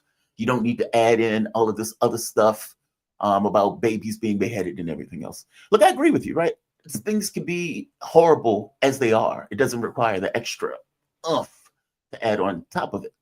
Look at the visual images we've gotten of the millions of illegals that have, walked across South and Central America to cross the border with their cell phones, clean shoes, clean clothes, and vastly overweight. I mean, if I walk 1,200 miles through the desert I would lose a few pounds It's so presumably, and my extremely clothes overweight. would be a little bit more, damaged and dirty, kind of like the guy coming out of the Syrian cell. Man, his clothes are clean. He's had a haircut. And he has manicured nails. So Yeah. again, the visuals tell us they're lying all the time, and yet they still lie right to our face. Yeah, I agree with you on that front. I mean, like, yeah, I agree with you on that front. It seems that the way it's like propaganda in real time. I don't know another word for it. Well, the funny thing No, in the Ukrainian war, I don't know if you remember the Russia-Ukrainian conflict. At the very beginning, the Russians were having to instruct their young soldiers to get off, Twitter and Tinder and these social media sites because they were hitting on Ukrainian women and giving their locations, looking for dates when the invasion, moved forward. It's like, honey, you're hot. We should be Donetsk in about 2 weeks. Can we hook up when we get there? So it's not just the propaganda in real time; oh, it's that's the too funny. social media date sites in real That's time as too well. funny. Oh God, that's too funny. It's like, hey, we're fighting this war, but God, you're hot. So, take a look at this. Do you remember when Merrick Adams was asked very straightforwardly? Because after January 6th, people had all of these questions, like, who is Ray Epps, for example? And when Ray Epps was standing there, I might be dead tomorrow, but damn it, I'm going into the Capitol. And he's pointing people and telling people to go in, telling people to go in. And when the feds were locking up all of these people, I mean, hundreds of people that they were putting in jail, some earned, by the way. But in the case of people who are just there, they have an American right to just be at a protest, no issue, right? But no Ray Epps. They gave him a pass, and eventually it was so much criticism of the feds that they said, okay, well, we did talk to Ray Epps. You did? Yeah, we talked to him. Everything was good. He's fine. And people were like, okay, this is nonsense. Merrick Garland goes to Congress. And even me, I was interested in, okay, were there any feds at the January 6th rally? That was the criticism. And Merrick Garland was like, I don't know. I have no idea if there were feds at the rally. Now, Thomas Massie is pressing him on this, saying, what do you mean you don't know if they were feds at the rally? You've taken a head of this organization. How are you saying you have no idea what was taking place? Because obviously the public thought that there might be something dodgy there, especially with somebody like Ray Epps, where they didn't go after. All right, fast forward. IG report comes out, and what do you know? Feds at the rally. Feds at the rally. So Dozens right of here, them. the Dozens deal. of them that they've admitted to. Yeah, well, but they never really owned up. Like Garland act like, I have no idea what that number is. I have no idea if we were there or not. And the DOJ comes out, 26 informants were present on January 6th, basically concealed agents who were moseying around. They're trying to say that the FBI only directed 3 confidential human sources to attend the event for January 6th. This is according to Horowitz. And they're pointing out that the rest of the agents just so happened to be there for other reasons, but they weren't necessarily tasked to be there for it. The 3 that were there, but they weren't given permission to go into the Capitol or do anything illegal. But some apparently did go into the Capitol, and others were moseying around the grounds in restricted areas, basically. Wearing Trump gear, I'm sure, that had been freshly purchased and distributed to them along with their khakis and blue shirts. Mike Johnson, right. Speaker Johnson has still not released thousands of hours of video. Yeah. But what we've already seen shows Capitol Police literally moving barriers and directing people in, waving them in as they kind of get into the Capitol. Yeah. There were those that would be, brought into the Capitol in handcuffs, and then they would, once they were behind the scene, we've seen some of the video where they would unhandcuff them, fist bump and shake their hand and send them back out there. There were clearly a lot more agents and Capitol Police and others that were provocateurs from the government that were involved in it. And we need the whole story, the full story. And again, you have little old ladies that have been held in jail for praying in the Capitol, being preyed upon by our government, and people that have been held in solitary confinement now for almost 2 years. When you got Alvin Bragg and these other guys that are releasing violent, serious criminals with a backslap and a there you go, when they've raped, murdered, and killed people, and yet the people that went to that protest, and yeah, there's no doubt that some people behaved inappropriately. Were they the agents? Were they the provocateurs? Were they the other Ray Epses? Um, but most of those people were just, hey, they were following the crowd. Again, do you remember the videos and the photos of the velvet rope lines, and the people were staying inside those rope lines as they were walking in and wandering around the Capitol? When was the Well, look, last time you saw an insurrection where people stayed in the rope lines? yeah, I don't buy the insurrection thing. I think it was just a riot. I do agree with you, though, that all the videos should be released. I mean, the Democrats, when they were doing the January 6th thing, they were releasing very specific videos. Like, it was, our job is to go after Trump, and we're going to release videos that are pertinent to that objective. And so, I agree with you. I hate these biased investigations and the way that they go, because it delegitimizes everything. Like, it makes it all seem more dodgy than it is. And yeah, Merrick Garland should have answered those questions directly when he's being asked, hey, are you gonna allow, did you have agents there? Were you there? Did you have provocateurs there? And not being able to answer that makes it seem more Well, he was dodgy. able to answer that, Jamal. He just chose to commit perjury instead. And Yeah. he and the highest level of his aides, if they knew and didn't tell him, they should be prosecuted. If they told him, he should be prosecuted. And there are plenty of other instances of absolute perjury under oath, whether we go back to Fauci, whether we go back to the executives from some of the companies that produced the vaccine that were saying, oh, it's safe and it's secure and it's been thoroughly tested. Well, not so much. And by the way, we didn't let our own people take the vax because we knew it was dangerous and would kill you. So we need the full story on all this. And I hope that people who are saying, well, we shouldn't look to the past. We shouldn't, have investigations that are going back. We should have very targeted investigations on those who were in power, who have lied to us, who deceived us, who committed perjury. Again, whether it's involving the money we've sent to Ukraine, whether it's the vax and the 6 feet double mask junk that we were told and attacked. If you questioned it, if you even raised question about, wait a minute, I don't think I want to get the vax. Well, you're an enemy of the state. You should be jailed. And if you show up in the hospital for anything else, you should not be treated. Remember all those calls by the pro-vaxxers? Where are they today? Now, most of them are still in the country. These are the same people that promised they would leave the country if Trump got elected. And yet they're still here. I got to be honest. I was aggressive on the vaccine stuff. And I am unrepentant on that issue. But I would say this, though. You are right that there was a heavy level of censorship during that period. Like, for example, I remember if anybody said the virus came from China, like if it broke out of a lab, and it would be shouted down. And it was like, that is a conspiracy theory. That means you hate China, etc. And I remember when the article came out pointing out, well, it's unclear. Like, we don't know. Like you can't say that it immediately came from the wet market. It is very possible that it came from a lab, and that the research up to that point is unclear one way or the other. And then you get the information from Fauci, where Fauci is telling people to effectively, be somewhat dishonest in regards to where it came from. Like, Fauci was very clear.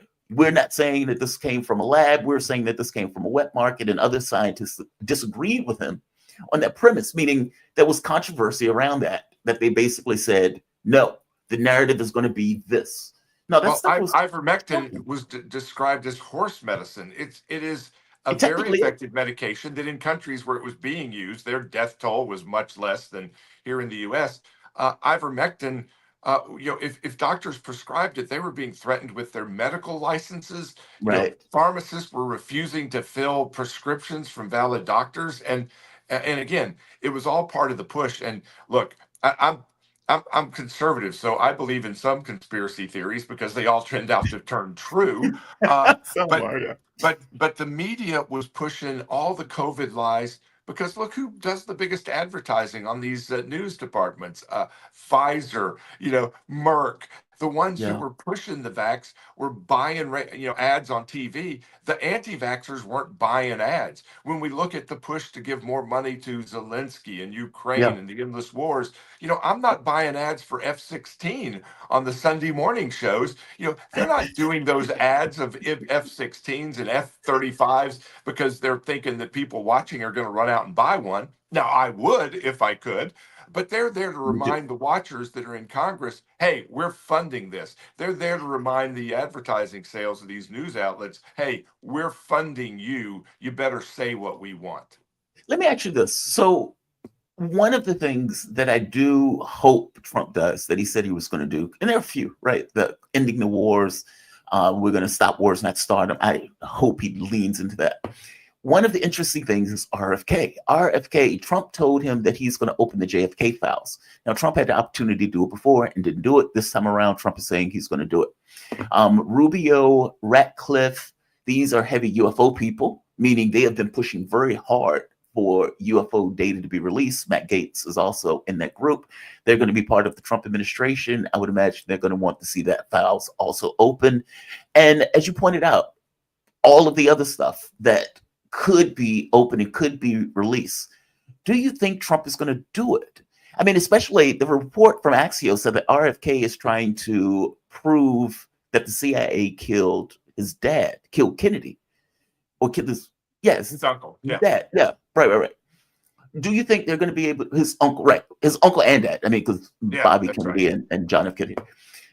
Do you think Trump is going to do it? Do you think he's going to actually open the files? I hope I'm so. super And curious. I I hope hope he does. I hope we start with these, SUV-sized drones that are flying over New Jersey. That we got some government officials going, man, we got no idea. We have no idea what these things are. Others Yeah. know. And why are they lying to us if it's not foreign adversaries? They're telling us it's not little green men. These are not, Well, folks that's from the wild outer part. They're space. saying it's not Iran, it's not Russia, it's not China, it's not us. And then at a certain point, you're like, okay, dude. Dude, do you remember when Mitt Romney said that? They were talking about the UFO issue, and Romney was like, yeah, it's not a foreign adversary, but it's not us either. And then he said, but if it is aliens, then there's nothing to be concerned about. Yeah, Yesterday, I it agree with you. concerns me that we have people in our government telling us they don't know, the military Yeah. doesn't know, and again, it was kind of like the balloon from China that flew over our country gathering data and information, and they first denied it, then have just sort of discarded it. We still don't know the whole story or the truth about that. Why aren't they shooting these things down? And again, we deserve the truth. I'll tell you, when I went to work in the White House, when I was a White House fellow and was director of intergovernmental relations for the U.S. Trade Representative, I was so excited. About 2 months in, my CIA secret, clearance where I could read top secret information that was coming into the U.S. Trade Representative's office. Man, that Monday morning, I was so excited. I went in half an hour early just because I knew I would have access to read the daily report. So I go in and I'm tearing mine open, and it's like, there was nothing in there that wasn't already in the Washington Post, the Wall Street Journal, the New York Times. I Really? wanted to know what's in Area 51. I wanted to know who killed Kennedy. I wanted to know, the real good stuff. And it's like, no, everything I was reading was already in the Washington Post that morning. So I agree with RFK Jr. We all ought to get some access to see the really seamy, dark secrets that presidents, even presidents don't get full access, but we ought to get more access. And it's been long enough since the Kennedy assassination that let the chips fall. Let's see what the truth was, because most of the people who were involved in that investigation are dead and gone now. And Yeah. if our CIA did it, we should know. If the mob did it, we should know. We ought to know the truth. I agree with you. 1,000% agree with you. And I I want to mean, see the stuff from Area 51. Man, I want to see Area 51. I want to know about Roswell. I want to know about it all. And the dirty I mean, pictures of Marilyn Monroe that RFK and JFK apparently shared. Yeah, I want those too. show the dirty pics also. All right, so this is the State Department talking about the drone thing. Now she's saying they have no idea what it is, and it's not an Iranian, what is it, mothership or something that the guy came out with. There's an Iranian mothership on the coast. It's like, no, that's not it. But this is her, and I agree with you. It's more disturbing that we spend $1 trillion on the military and we have no idea what's in our airspace. That's just bizarre. Jen. Sabrina, can you tell me what the Pentagon is doing to address this issue of drone sightings over New Jersey? It's near sensitive installations. The FBI is involved. What is the Pentagon doing? Sure. So at this time, aware of those drone sightings that have been reported. At this time, we have no evidence that these activities are coming from a foreign entity or the work of an adversary. We're going to continue to monitor what is happening, but at no point were our installations threatened when this activity was occurring. Can you rule out that these are American drones? Or US military drones? These are not U.S. military drones. Again, this is being investigated by local law enforcement. What our initial assessment here is that these are not drones or activities coming from a foreign entity or adversary. Representative Jeff Van Drew, who is a Republican from New Jersey, was just on the air saying that Iran launched a mothership probably about a month ago that contains these drones, and that mothership is off the coast of the east coast of the United States. Is there any truth to that? There is not any truth to that. There is no Iranian ship off the coast of the United States, and there's no so-called mothership launching drones towards the United States. How bizarre. Where are they coming from and where are they landing? And exactly. I think, Jamal, it may just be a translation, either in the military or the State Department, who said, we think it's those Iranian MFers, and that got translated into mothership. So I think it was just a translation error. Iranian motherfuckers. Mothership. Yeah, maybe that's what it was, right? I think translations are critical. Keep in mind, our government would never lie to us. She would never stand at the podium and lie to us. I mean, this is the same administration that told us for months that, Joe Biden would never pardon his son. And then it's like, well, he changed his mind. So they're going to change their mind and tell us the rest of the truth about these drones in 50 or 60 years, after we've supposedly forgotten about it. I mean, this is a massive UFO incident. Like the UFO, look, I used to be the UFO correspondent for the network. And I would, from my point of view, I'll go as far as I can defend, if that makes sense. Like, meaning you would never hear me say aliens are eating babies or anything like that. The UFO community is looking at this saying, okay, what the hell is this? And nobody is clear exactly what it is. When people get close to it, they seem to go dark. It's very bizarre. And it's been going on for like a week now, if not longer. People have been, videotaping it with their cameras. The feds have been looking into it. The feds don't necessarily know. John Kirby came out and said that they were legally operated aircraft. And it's like, okay, dude. I mean, nobody believes that, or nobody is aware of that until they can actually nail down and say, okay, this person is operating this particular drone. One of the people that were testifying in Congress said there were 50 following one of the ships that were there.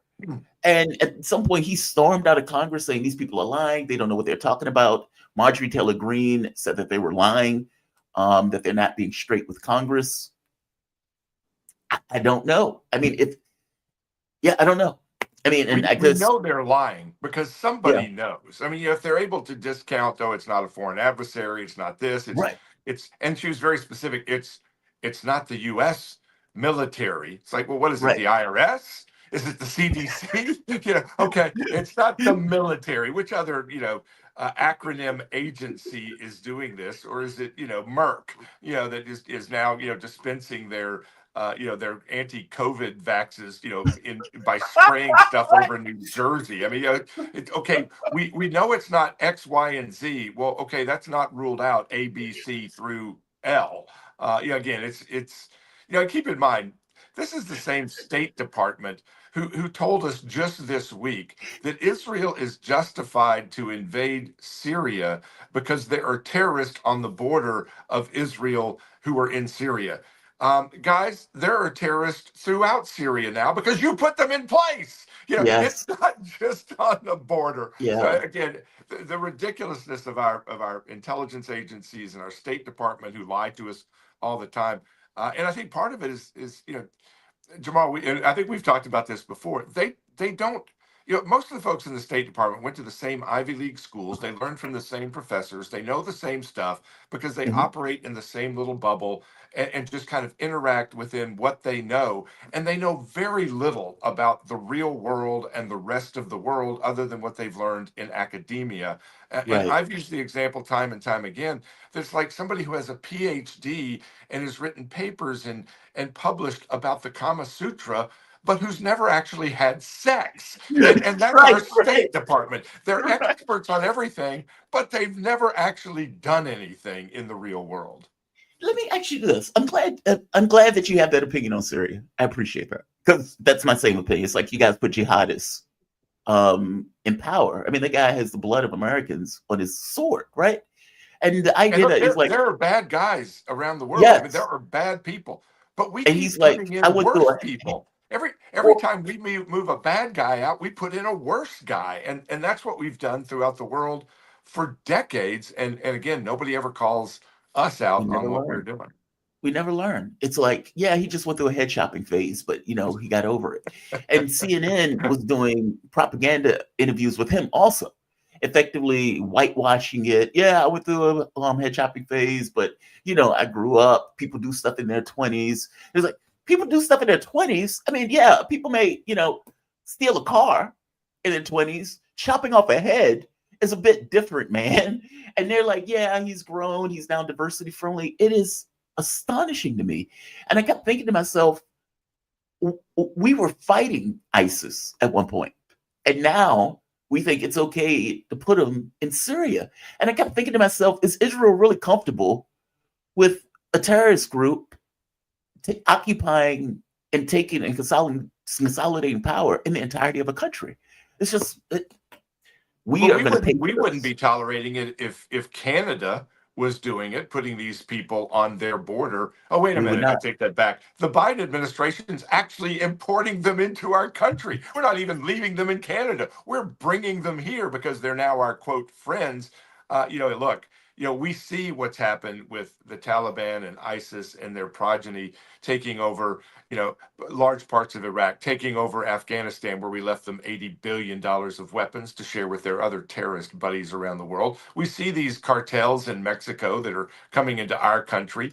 There are bad people in the world, and yet we keep giving them money and pretending like they're our friends when they hate us, and we're just funding our enemies and giving them a blank check to do what they want. And again, I see all these women cheering on the streets of Damascus that Assad is gone. And yeah, Assad was a bad guy, but he was protecting the Christians in Aleppo. Yeah. He was keeping the parties at bay. These same women that are cheering in the streets, soon they'll be wearing burqas. Soon their 12-year-old daughters will have to marry 50-year-old jihadists or be temporary wives. We will not see CNN covering their despair when the radical Islamists, the Taliban, the ISIS, policies are implemented. We won't be seeing those videos. And unfortunately, those women won't be cheering in the streets because they'll be suffering the pains of this transition that the U.S. funded, implemented, and armed. By the way, that's happening now. CNN just is not showing it. I could show you the torture videos. I could show you the videos of people get, either getting their head chopped off, either being dragged in the streets, shot, especially, this kind of ethnic cleansing. In fact, there's a video that came out today where they were riding through Alawite areas, effectively looking for people to either kill, beat, etc. Women who weren't wearing their hijabs or masks were being spit on and killed in the streets. I mean, this stuff is grisly. And CNN is like acting like, oh, this is liberation. This is democracy. I can show you the thing where Blinken comes out and says, Syria can now be a democracy. And I can also show you the clip immediately where Al-Jilani is effectively saying we're implementing Sharia law. Like it's astonishing. But these are the same people, though, Jamal, that told us that removing Joe Biden as the Democrats' nominee, replacing him with Kamala Harris, who never got a vote, that was democracy at work. That Zelensky banning opposition political parties, banning independent media, canceling elections, and going after the Russian Orthodox Church is the democracy we must fund and defend to the tune of hundreds of billions of dollars. These are the same people who define democracy in that way. So should we really be surprised that a terrorist uprising that we funded, putting terrorists in power in Syria, is somehow their version of democracy on the march? Yeah, I agree with you. We use terrorists all across the globe for our ends. It's despicable. I mean, when Trump got in the last time, one of the first things he did was to end Obama's attempt to regime change in Syria.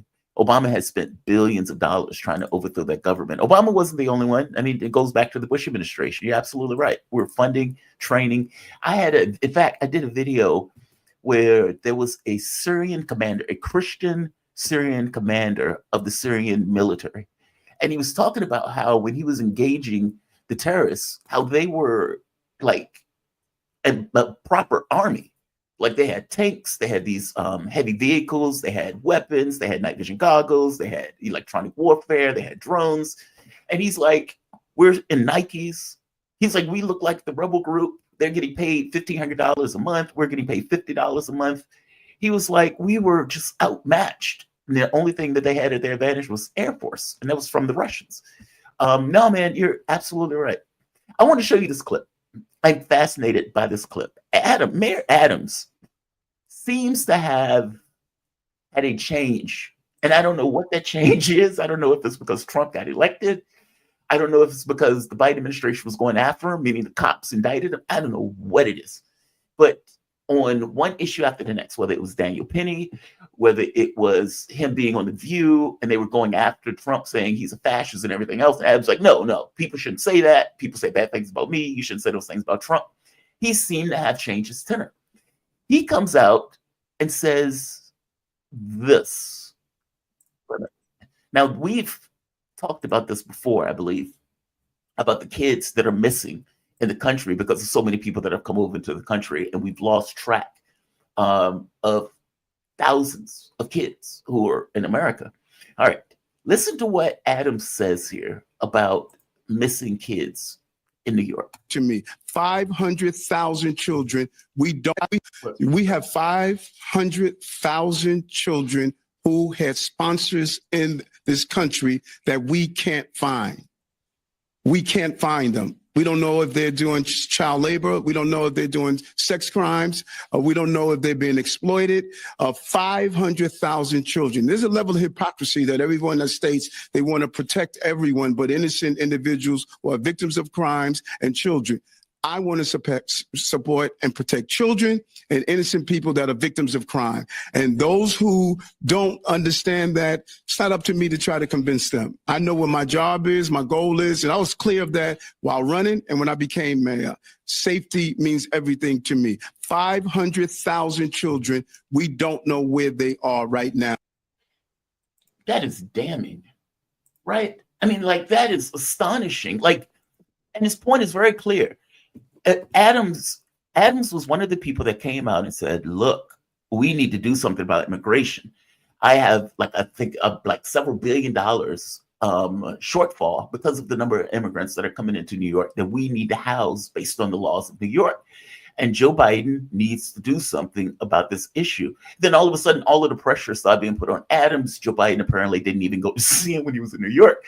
Like, all hell broke loose when Adams pointed that out. All of those people have been at the border. Now, Adams' point is, look, man, if you care about immigrants, then you should care about the fact that we have no idea where these kids are. And these are some of the most vulnerable people in our population, A, because of the way they came over, and B, because we've lost track of them. They're children.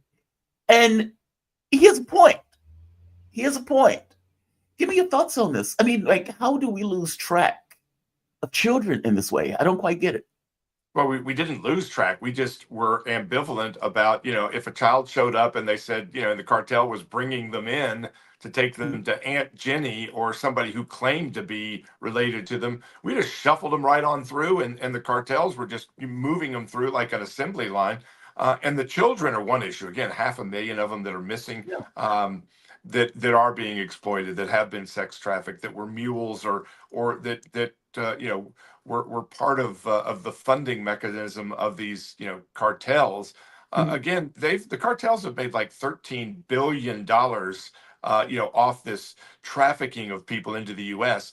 These poor people, some of the women being forced to trade sex to get to the U.S., people putting their kids on the highway to the U.S. for a, quote, better life. They don't have $13 billion to have paid the cartels. So who's been funding the bill? Who's been paying the price for the cartels to make that much money? Because these poor people from Guatemala and Costa Rica and throughout South and Central America, don't have $13 billion. So Right. so who's really been funding it? And again, keep in mind that the children, I mean, we'll talk, young children being the focus, but what about the young 25 to 19-year-old young women who have been sex trafficked into our country? There's not a lot of talk about them. They've disappeared into the basements of making products or being sex trafficked. It's worse than 500,000 missing children. It's the sex trafficking. It's the fentanyl that is still flowing in at a couple of tons. I had dinner the other night with Mr. Tom Homan, who's going to be the incoming Did you? border czar. Just for the audience to know, that's called a name drop. I just so happened was at lunch with.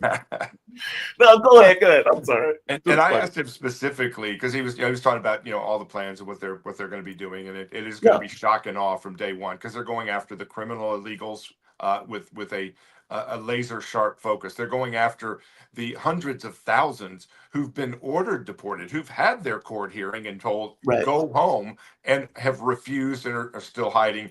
I think their focus, clearly is going by the Trump administration and Tom Homan will be on those who've come in the last few years with these bogus asylum claims that we know are bogus. They get released, with a court date, 10 years from now or whatever. They're not going to be going and dragging people out of schools and workplaces that have been here 20 years, abiding by the rules and law, even though that's how the media is trying to create hysteria.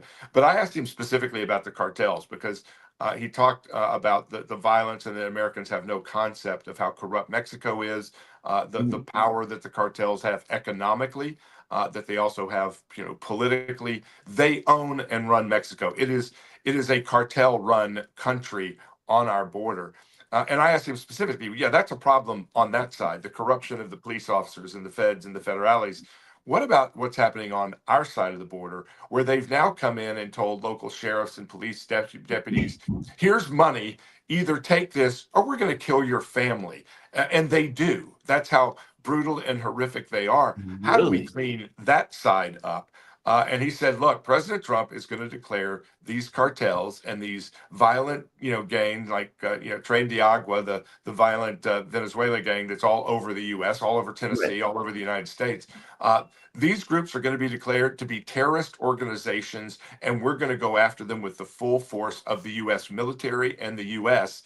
We can't completely clean Mexico, but by declaring them terrorists, we can do whatever we want. And with the president declaring also a special emergency, we can deploy here in the U.S. to deal with them as well. Now, the irony, Jamal, is we're going to go after these new designated terrorist groups while we're funding ISIS and the Taliban in Syria. So I'm not going to have a lot of great faith that they're going to do what they say they're going to do. Are we going to declare them terrorist organizations and start writing them checks? Is that how we're going to deal with them, as a terrorist organization? But at least he seems to have his mind in the right place. Yeah, he seems to be a true believer. I don't know if I buy this idea that Mexico is run by cartels. I would say that Mexico, that the cartels advantage themselves any more than else that the gangs run the United States, even though we might have gangs, if that makes sense. But I accept that, right? That he is a true believer. I get the sense that he is serious about it. I have serious qualms with putting U.S. military on American soil. I think we have cops for that. We have the FBI for that. We have like 20, 30, 3-letter agencies that could be involved for it. But we'll see. I mean, he does seem to be legitimate in regards to what he's trying to do and what he's trying to accomplish. I was watching, and I'll leave it on this. I was watching, it was a lefty show. And they were hitting the Young Turks, because the Young Turks was talking about like Colorado, the gangs that took over the hotel and all this other stuff, or the apartment building. And they were trying to make this argument that, that story was bunk. That story wasn't real. There wasn't really gangs that took over the place. And I was like, you guys are out of your goddamn minds. That did happen. I was watching the threats to the various owners. I was even looking at some of the media itself in Colorado as they were going into it. That story was legitimate.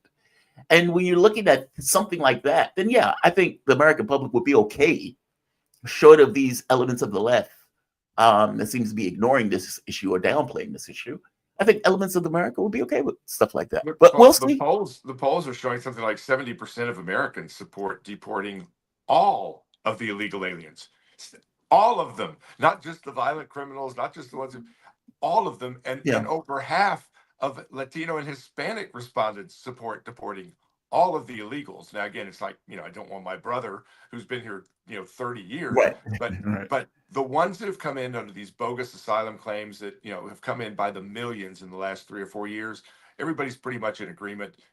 Go home. I actually did an interview with one of the local stations here, where the media was painting that, oh, it's going to be horrific. We won't have anybody to pick vegetables or build homes or to do construction if we deport the illegals. And I used the example. Well, look, and again, Eric Adams has gone back to candidate Adams. He went through a phase of DEI Adams, and now he's back to saying the things he said as a candidate for mayor of Yeah. New York. He's been a But hard New York ass. has Yeah. 14,000 illegals who we're housing in hotel rooms at Right. $392 a night. Right. Again, you could get an apartment for cheaper than what we're funding them. They wouldn't get the little chocolate on their pillow every night. But I pointed out that we got 14,000 illegals in hotel rooms in Manhattan that, at least that we're funding. And I don't think they're picking a lot of vegetables in Midtown Manhattan. In New York. They're not there to do work. Oh, that's a good point. That's a good point. They I mean, edited look, that though, out, of course, but tomorrow. you would agree with me, though, there will be an economic impact if you are, put it this way, are Americans willing to pay $15 an hour for people to pick vegetables? Well, we're paying $20 an hour for people to work at McDonald's, and we've converted everything and at the grocery stores where I'm having to bag and check out my own groceries. So technology will have some advantage. And again, if we've got to pay a little bit more, I will make the pledge today, Jamal. If we'll get rid of the $180 billion a year that illegals are costing us, I'll pay an extra 35 cents for my avocados. Yeah, I mean, look, people who are here illegally, especially if they're doing certain jobs, I don't know if I have an issue. Like, you and I are going to vastly disagree on Let's the bring, issue of if we immigration. need more workers, let's ease the process. And that was one of the other things Tom Homan said. We need to change the process so it doesn't take you 15 years to legally and legitimately come. If somebody comes to the U.S. to get an engineering degree at one of our colleges and universities, when they finish, we kick them out. Those Right. are the people we should want to stay, not the people who are coming illegally across the border. No, man, our So we system need is to screwed adjust up. our system.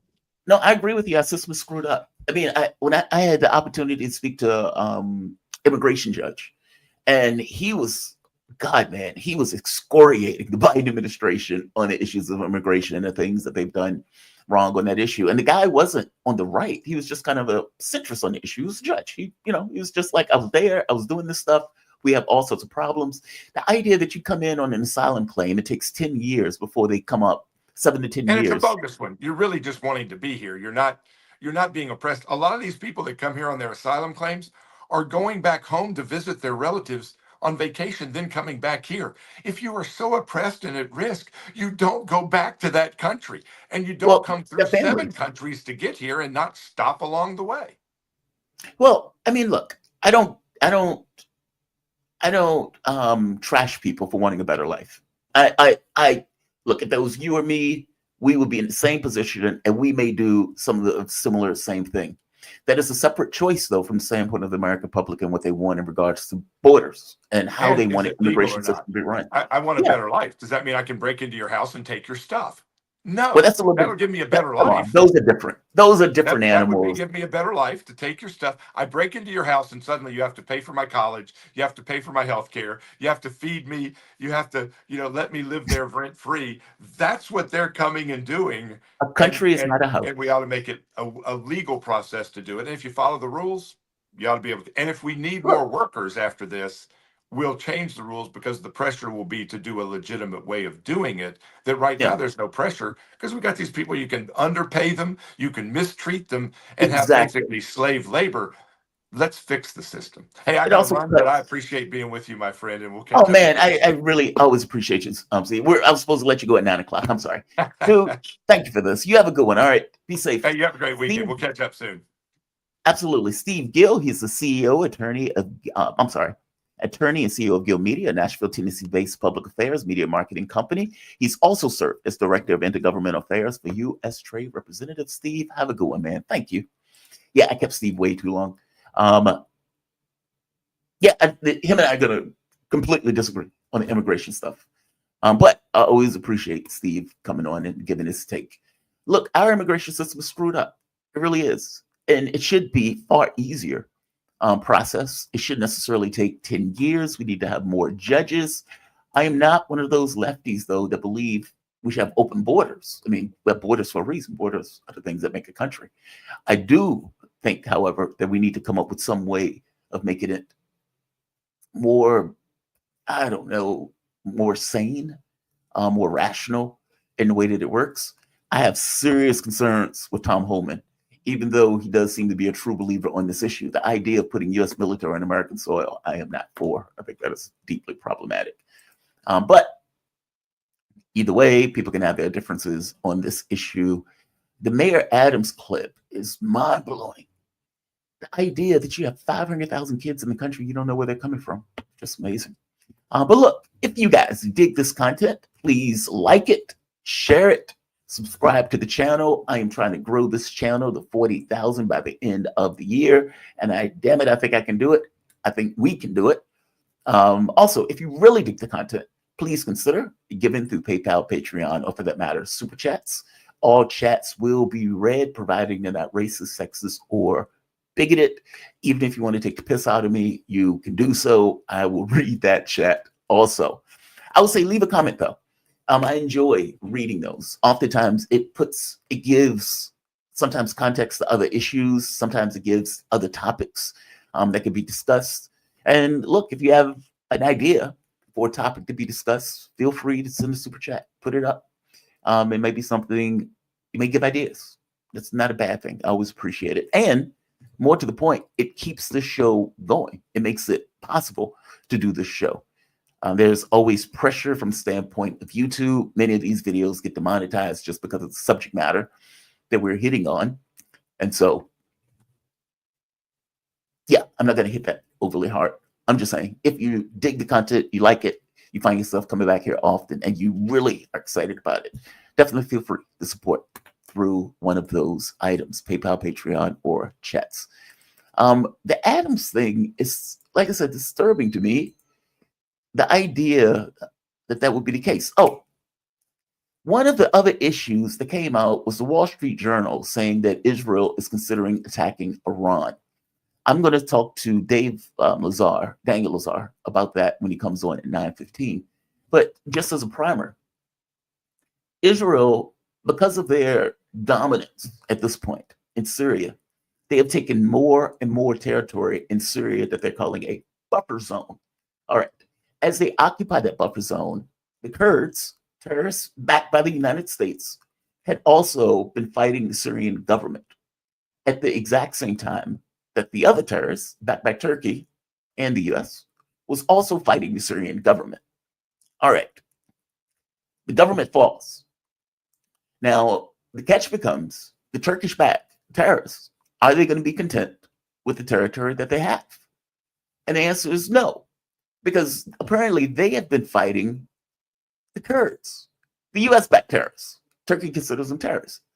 And so the well-equipped army of HTS, the jihadists, Turkish-backed, have been beating and decimating the US-backed terrorists in Syria, regaining the land that the Kurds have been occupying.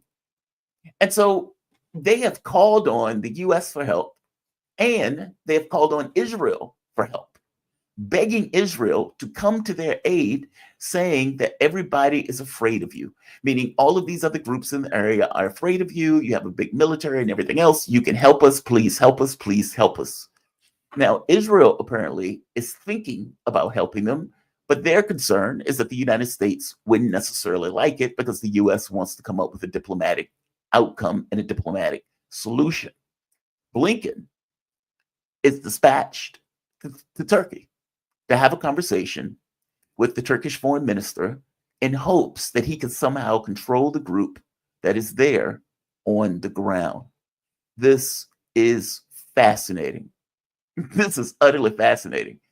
And so now they're basically begging Blinken or begging the US, or in this case, begging Israel to get involved and to save their ass because they're losing territory to the jihadists.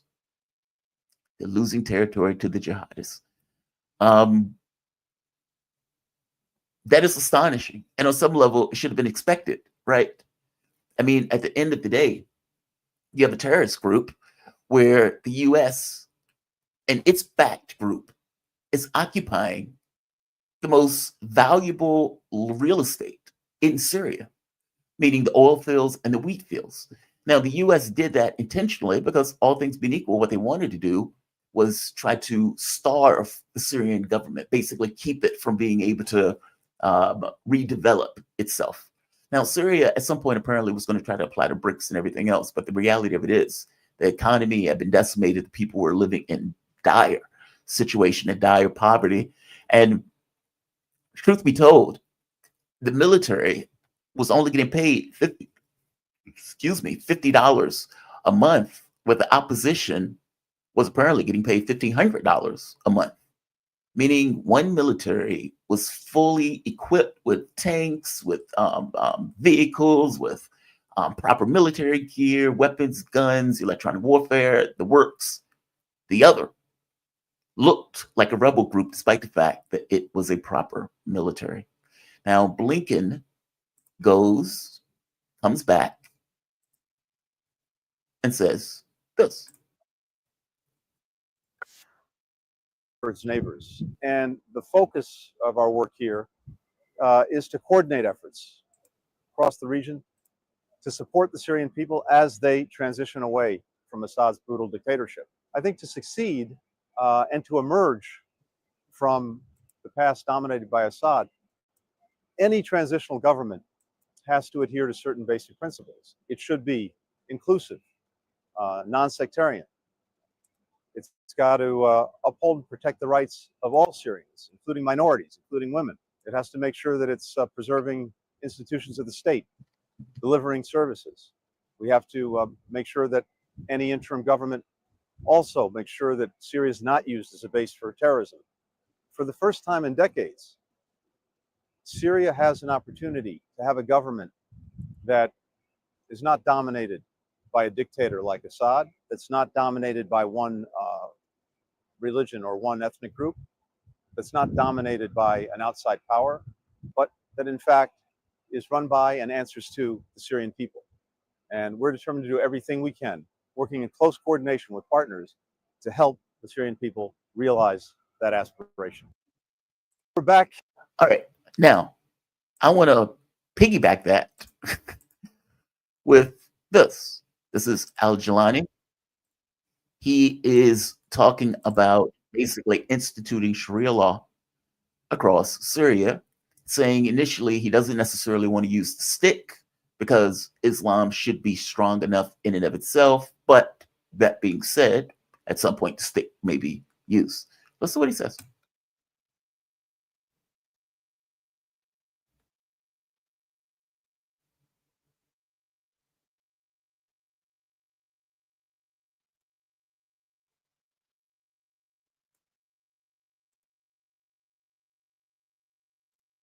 Okay, I'm not going to play that all the way out because it's in a different language and I don't know if it's going to be helpful to play it. But basically what he's effectively saying is, look, at the end of the day, we are going to institute the morality police. And as the morality police is going to go in, we're not going to use the stick immediately unless you challenge us. However, Sharia law is going to be instituted. So in one sense, you get Blinken saying, it's a democracy. And in the other sense is like, we are now instituting Sharia law. And I can show you the ethnic cleansing that's taken place, the threatening of the other groups, killing Syrian soldiers that were either captured or everything else. It is not the picture that CNN is trying to paint it as. But I want to bring in my guests. We're joined with Daniel Lazar. Daniel, man, thank you for joining me this morning. How are you doing today? I'm doing great. How are you? I'm doing good. Daniel Lazar is an independent journalist and author, best known as a critic of the U.S. Constitution, American politics, government, and social policy in general. He's written several books, including The Frozen Republic, The Velvet Coup, and America's Undeclared War. Daniel, man, you are the person to talk to today. How you doing this morning? I'm glad that you can join me. There is so much going on, and I want to start in Europe. Weirdly enough, I want to start in Europe. So, no, before I even start in Europe, I want to get your take on Syria. You follow these events across the globe also. What was your thought on the speed of that fall? And did you think it was going to fall that fast with the groups pressuring it? And just your overall thoughts. Well, I was surprised like everybody. The civil war had been seen to have been dormant for years. HTS, Hayat al-Tahrir al-Sham, had a stronghold in Idlib, an extreme northern Syria, which they took over in 2015 with help from the U.S. The U.S. supplied them with TOW missiles, which were hundreds of TOW missiles, which were devastatingly effective against the Syrian army. And as a result, they were able to take over this province and turn it into a long-term stronghold. But the situation was stable. Everyone seemed to have forgotten about it, and so I was surprised when the offensive began. Clearly, it was an outgrowth of the war against Hamas and Hezbollah. The Israelis devastated Hezbollah with their pager and walkie-talkie attacks and their assassination of Nasrallah. Hezbollah was essentially destroyed, and Hezbollah was a key pillar of the Assad regime in Syria. So with Hezbollah out of the way, and with a good deal of backing from Turkey, lots of arms, and I'm sure, by the way, that there is U.S. support for the arming of HTS. They launched a lightning offensive, and within a few days, it looked like that offensive was gathering speed, and that the Assad regime's resistance was crumbling. So things moved really fast. So now we have HTS in control of much of Syria, although portions of Syria are still in the hands of the U.S.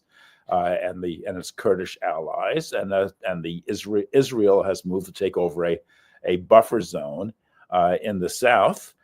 So that's where things stand. How do you think? I mean, it's like, is Israel really that comfortable with a terrorist group consolidating power in Syria? I mean, they have to know that at some point they're going to be next. And let me ask the question in a different way. Is the belief that the group, because there's so many groups that make up HTS, all of these groups have their own ideas of what they may want to accomplish, meaning in the same way that Libya collapsed, in the same way that Iraq collapsed, is the ultimate idea that this will ultimately collapse. We will have to get involved, and we can put our own government in after we get involved when this collapses. Is that the thought? Because I can't believe that we've put a jihadist head chopper in charge of Syria like this, with this thought that he's going to consolidate power. What do they think he's going to do if he consolidates power? So I guess my thought was maybe they think it's going to collapse, and they're going to be able to come up with a justifiable reason to intervene after it collapses. What are your thoughts? Or are you talking, when you say they, do you mean the U.S. or Israel? The U.S., yeah. Basically, like when the U.S. is looking at this, they're saying to themselves, when Syria collapses in the way that it did in Libya and in the way that it did in Iraq, we will have a justifiable cause to get involved. I mean, again, I have no idea if this is true. I'm just posing the question because what I'm stuck with is they put a guy that was fighting and killing Americans in charge of this country, and they're treating him as if he's changed. He just went through a head chopping phase in his youth, but now he's diversity friendly. I mean, it seems to be rather absurd. Yes, But it's that's what DEI they're pushing. terrorism. It's DEI Right, terrorism. right. First of all, the U.S. is not all powerful. That's the important thing to keep in mind. I mean, the U.S. had to pull out of Afghanistan.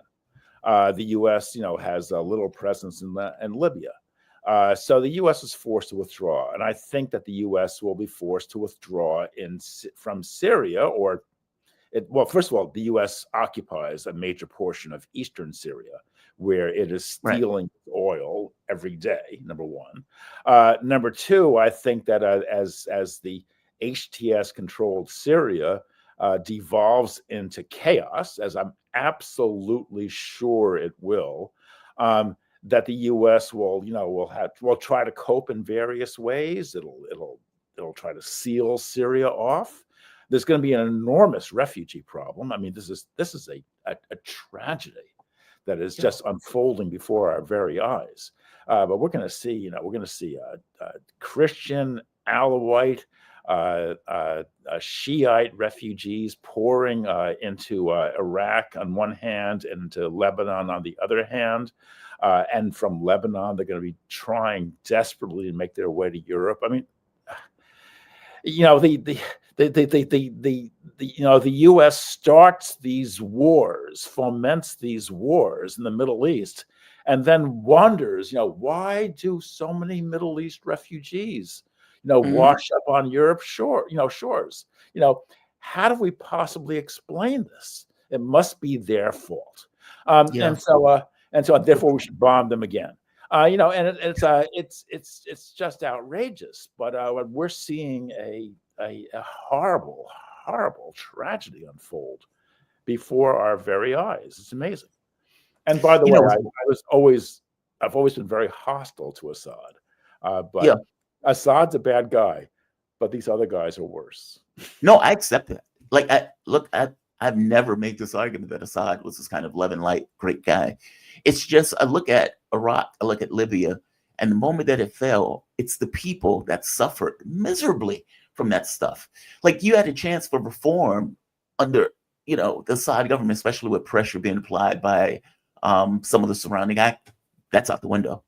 And the reality of it is, the Turkish forces, I'm not even sure that Turkey is in full control of the mobs that it is unleashed. So Blinken has gone to Turkey in order to talk to him, because what Blinken knows is that those groups have started to kill US-backed groups in Syria, basically taking that territory.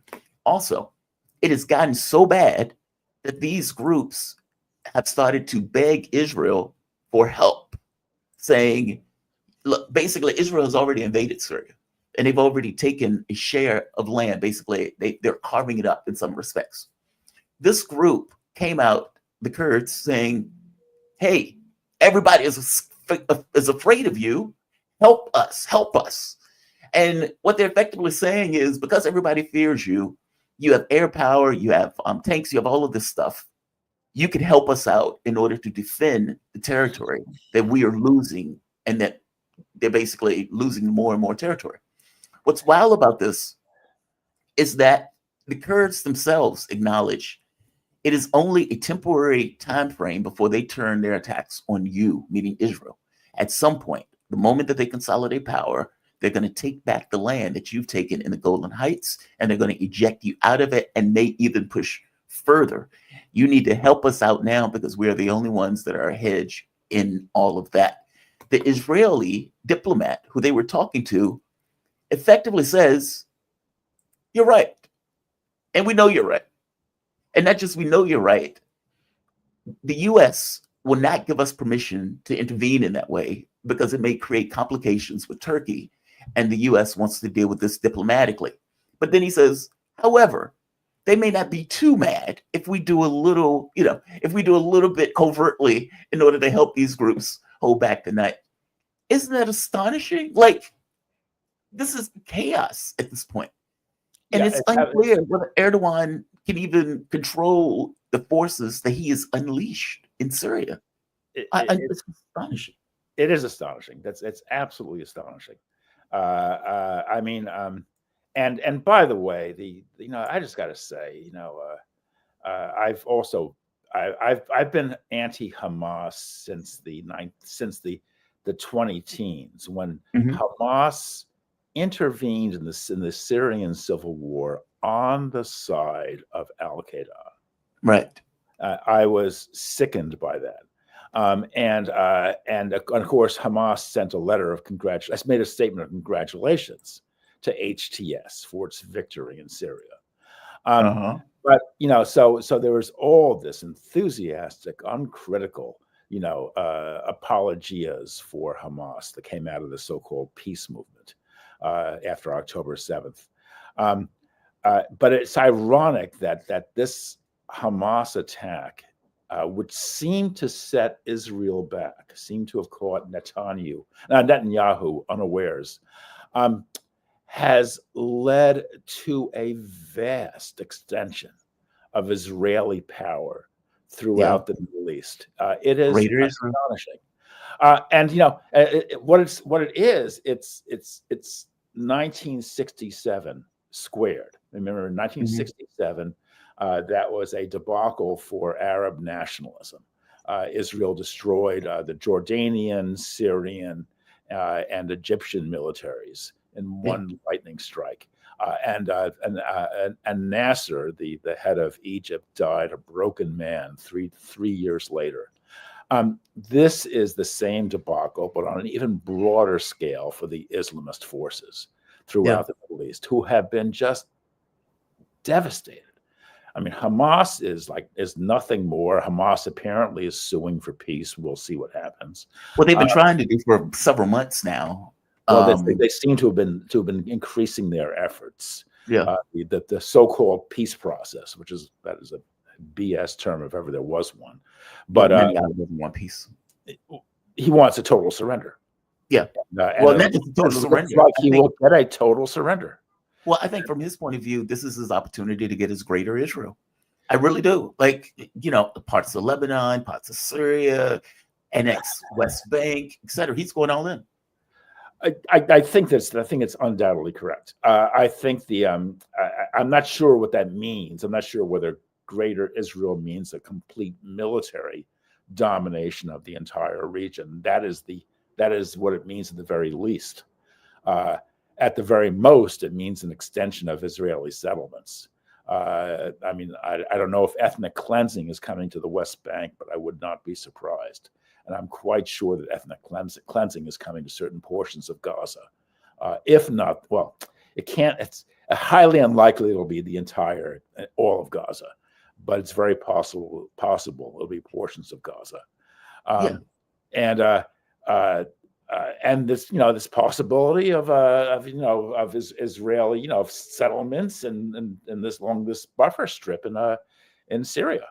The Israeli military sent troops onto the top of Mount Hermon, with this famous mountain in southern Syria, and they may hold on to it. It is just it is a devastating. You mean will? Giving up that territory. I suppose so. I don't really know actually, but perhaps they will, and very possibly they will. They're not going to give up a military advantage, certainly. No. It's just extraordinary, and the Middle East is now a broken region. I certainly blame U.S. imperialism first and foremost. I mean, as Noam Chomsky once said, if the Middle East's chief export was pickles, no one would care. But oil is what drives modern capitalism. So the Persian Gulf is the prize, and the U.S. maintained control of the Persian Gulf since the 1970s. It has poured literally trillions of dollars into the militarization of that region. Some of the biggest U.S. military bases in the world are in the Persian Gulf oil monarchies, and the U.S. is going to hold on to it, and therefore the U.S.-Israeli partnership, which at this point it's almost as if U.S. is the subordinate partner is going to rule that entire region with help from the Saudis, the Kuwaitis, the Qataris, etc. It's amazing, and what that means for the region, by the way, is just deepening poverty, oppression, backwardness, and war, and violence and war. So the U.S. imperialism is ultimately just destroying that region. Now, but I don't want to. As I said before, the U.S. is not all powerful, so I don't want to let local elements off the hook. I mean, Lebanon, at the best, was a completely broken, dysfunctional state. Yes. Best. Yeah. Syria was a relic of Arab nationalism that managed to survive, 50 years after 1967, and the Assad regime, was just exhausted. I mean, what we're seeing here is it's not so much the HTS conquest as a Ba'athist, Assadist collapse, a regime that was just exhausted beyond all measure. And Iraq, of course, is a U.S. colony, and the Iranian government is a vastly unpopular government. I mean, they have, Iran is the only Muslim country in which Israel is popular. I mean, because they hate their own government so much they don't believe any of the propaganda that comes out. They tend to believe the opposite, and so it's amazing. And as for Israel itself, I mean, let me just emphasize that Israel is just sinking deeper and deeper into fascism.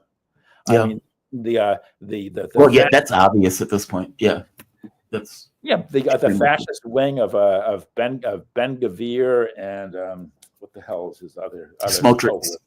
So they're gaining in power. They are now co-equal with Netanyahu, and if they do engage in ethnic cleansing on the West Bank, we don't know what's in store. There are crazy elements in Israel who want to rebuild, build the third temple and bring back Jewish priests and animal sacrifice, if you can believe. I believe it. And these groups used to be crazy, but not anymore. This is the main part of society now. Yeah. It's astonishing. I mean, it's in chaos. And it seems like it's going to be chaos for the foreseeable future. I don't necessarily think Israel is going to stop with these parts of Syria. I think they're going to expand. And then there's less. And by the way, Turkish power, by the way, at this point, Turkey, I would imagine, is ascendant. Those groups, if indeed they're associated with Turkey, and if indeed they're on the payroll, Turkish power has extended further into Syria now. It just astonishing. I want to go into Europe for a bit. I have been super fascinated with Europe. I don't believe for a moment that all of the things that are happening around the world are disparate elements. I get the sense that some of the stuff is because of Trump coming in and the U.S. wanting to, let's say, ensure an orthodoxy across the globe. So, for example, last time Trump was in, he was willing to make a deal with North Korea.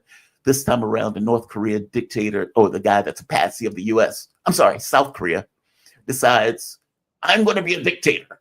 And he's a dictator for 4 hours, in which case it completely falls apart because the South Koreans get very involved in order to prevent their quote-unquote democracy from falling apart.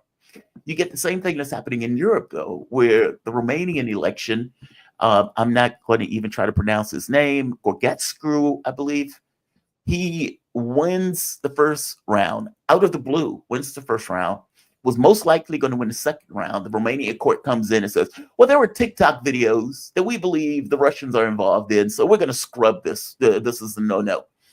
And in Georgia, the president decides, I'm not going to leave. And not just I'm not going to leave, it's seemingly working with European powers in order to screw over the current government that won in the country with this Maidan 2.0 push, where it seems very clear at this point that that's the direction that they're going, trying to overthrow the government in a similar way that they did Ukraine. Give me your take on this. I mean, the Romanian court seemed outrageous that they did this. Like, what is the independence of the court in this situation? Is the court independent? And has the court getting pressure from the European Union because the guy who may win it is a nationalist from Romania? What are your thoughts on this? The Romanian situation is not something I'm very well apprised about. I think his name is Georgescu. He's an extreme nationalist, a right-wing nationalist. The election has been blocked by the court on grounds that I'm not really aware of. It's supposed to be rescheduled.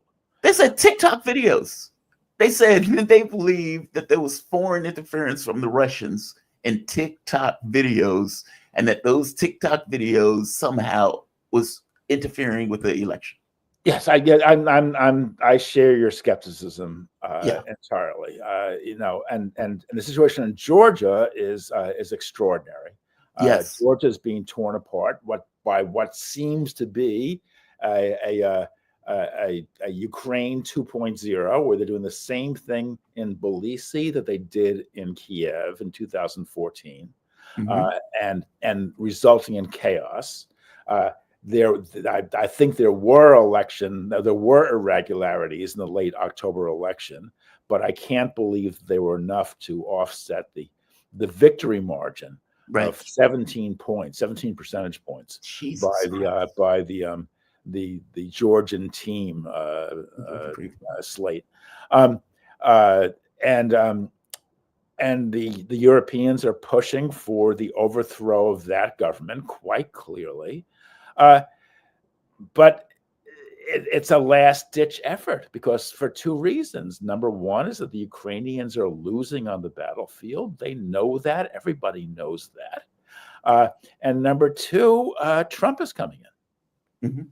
And Trump is on the other side. Emmanuel Macron just gave Trump a lavish welcome in Paris at the opening ceremonies for the refurbished Notre Dame Cathedral. I mean, so everyone knows that everything's going to change in, what is it now? It's about 5 weeks. Yeah, and so 5 or 6 weeks. So everyone knows that, and so there's this last ditch maneuvering going on. But the change is coming, and it's going to be a new ball game.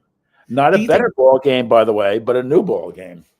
Do you think the government is going to be able to hold out for that 5 weeks? It seems that they're escalating what they're doing, to put pressure on the government itself, and the government pointing out that like 30% of the people who they arrested were foreigners. Yeah, like this is not even coming directly from the country. This is literally outside the country where they're trying to get rid of the guy.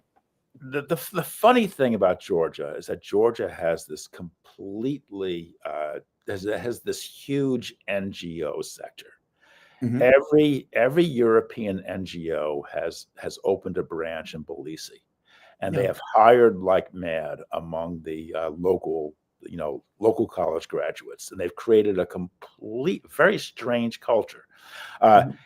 If you're a smart kid and you're about to graduate from college and you're looking for a job, his NGO. Yeah, go to an NGO. You don't look for a job as a teacher. You go to an NGO because you will make 3 times as much, and you'll have prospects of travel and all this and all that. So you have this huge, and Georgia is a very small country, so this huge NGO. I think it's only 3.6 million people.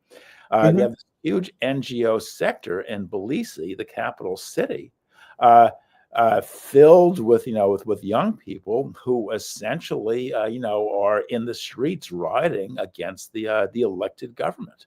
It really is like January 6th, by the way. Here in the U.S. I think the government will hold out. The government seems resolute, but we can't be sure. These things are really hard to predict. And Russia has been greatly weakened by what happened in Syria. So therefore, Russia, its presence in Georgia has been undermined. So the government in Georgia may be looking for to compromise. I don't know. Well, but from the my, just, events are unpredictable. from my understanding, though, I mean, Russia. So, okay, do you believe Russia is in Georgia? I mean, Georgia fought a war with Russia. I didn't get the sense that the prime minister, like, for example, I don't get the sense that Georgescu, or for that matter, the government in Georgia is necessarily loves Russia. I get the sense that they're nationalists. Like, for example, if I make a position and I say, I want this Ukrainian war to stop, it doesn't mean I'm pro-Russian. It just means that I want the war to stop. It is not in my interest as an American for this war and for us to give all of the money. I think that's what a lot of people get wrong about me. When I am arguing a position, it's because I believe in the America First stuff. This is not in our direct American interest. Why are we doing this? And for a prime minister to say, look, man, I'm not sending my kids off to war and turn this country into Ukraine, that doesn't mean he's pro-Russian. It just means he doesn't necessarily, he has good sense. Or do you think I'm wrong on that? What are your thoughts? Oh, no, I think you're right. I think Bajina Ivanishvili is the name of the head of the Georgian Dream Party. He's a billionaire who made his money in Russia. And Georgians have long had close cultural ties with Russia. Yeah. Georgia is Christian. Russia is Christian. So therefore, going back over the centuries, they look to them for protection. And Ivanishvili made his money in Georgia, and then Russia, and I think he's pro-Russian. He believes that a stable, positive relationship with Russia is in Georgia's long-term interests. Yeah, and so and apparently the majority of the country agrees with that. NATO, however, is trying to get Georgia into NATO, and has argued that the only way forward for them to be a democracy is for them to be a part of NATO, which, again, is rather astonishing to me with the level of pressure that they're effectively putting on that country. It's just amazing. Yeah. And by the way, Turkey's a member of NATO. So Yes, NATO has just taken over Syria. So that's some democratic organization. You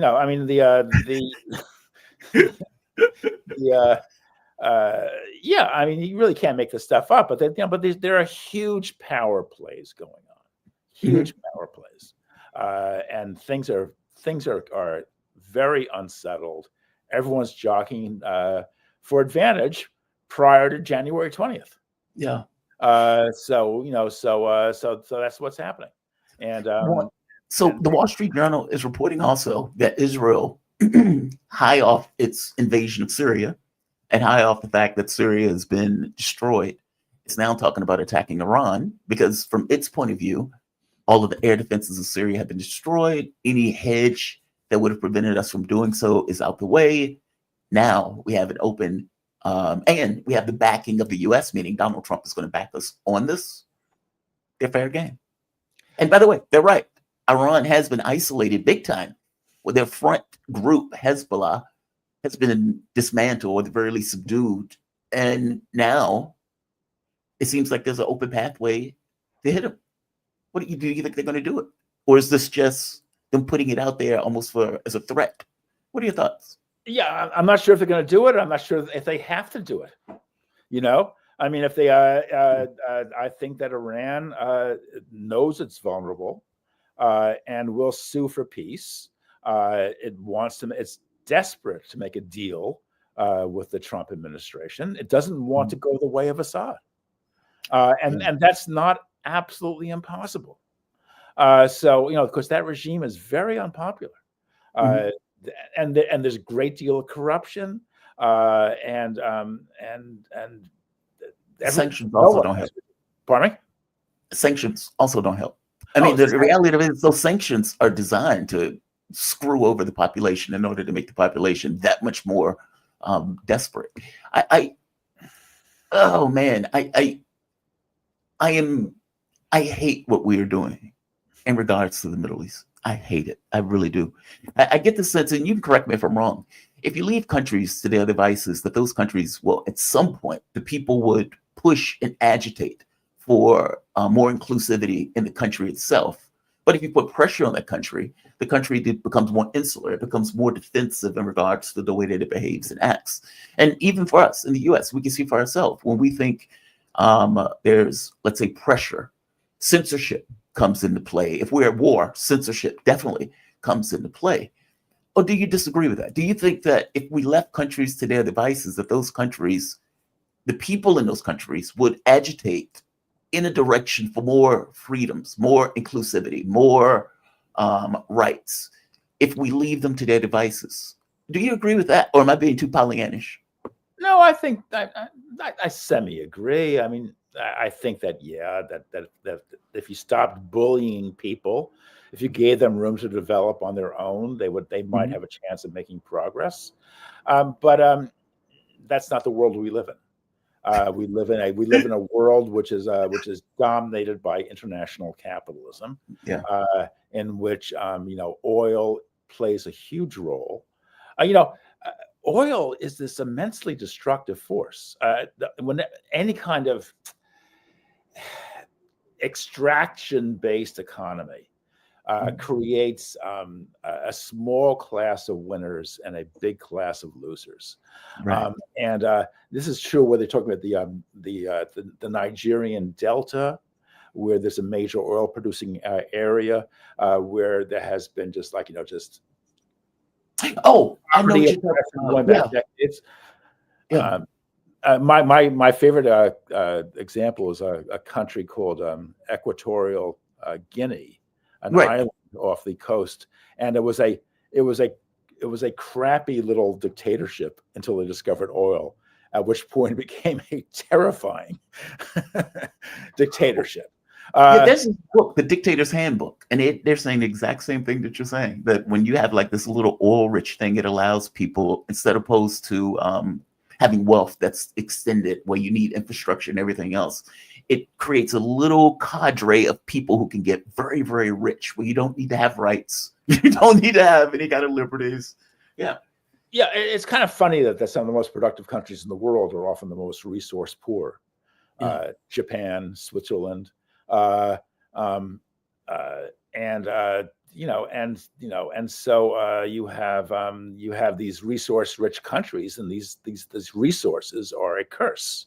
And the Middle East, I mean, you have some of those horrendous regimes, these oil regimes: Saudi Arabia, Kuwait, Qatar, the Arab, the UAE, the Arab Emirates, etc. These are just horrendous, reactionary, slave regimes that are just buttressed by zillions of gallons of oil, and they are flooded with oil money.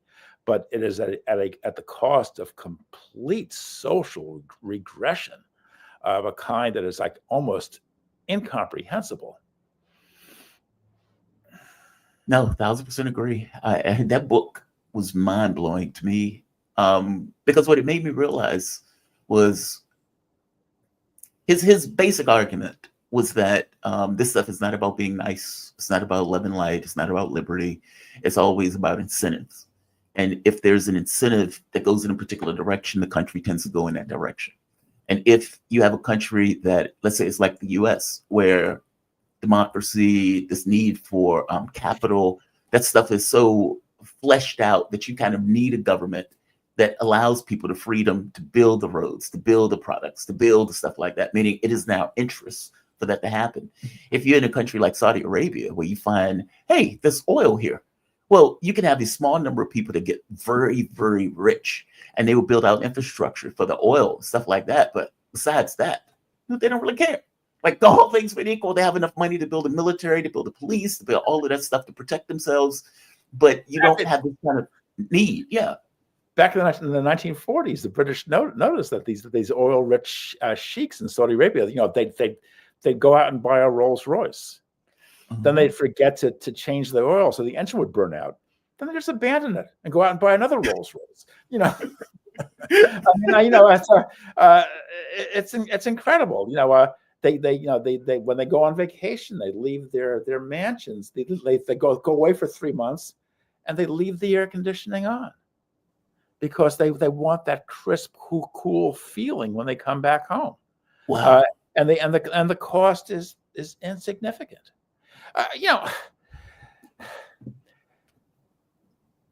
Working people need democracy.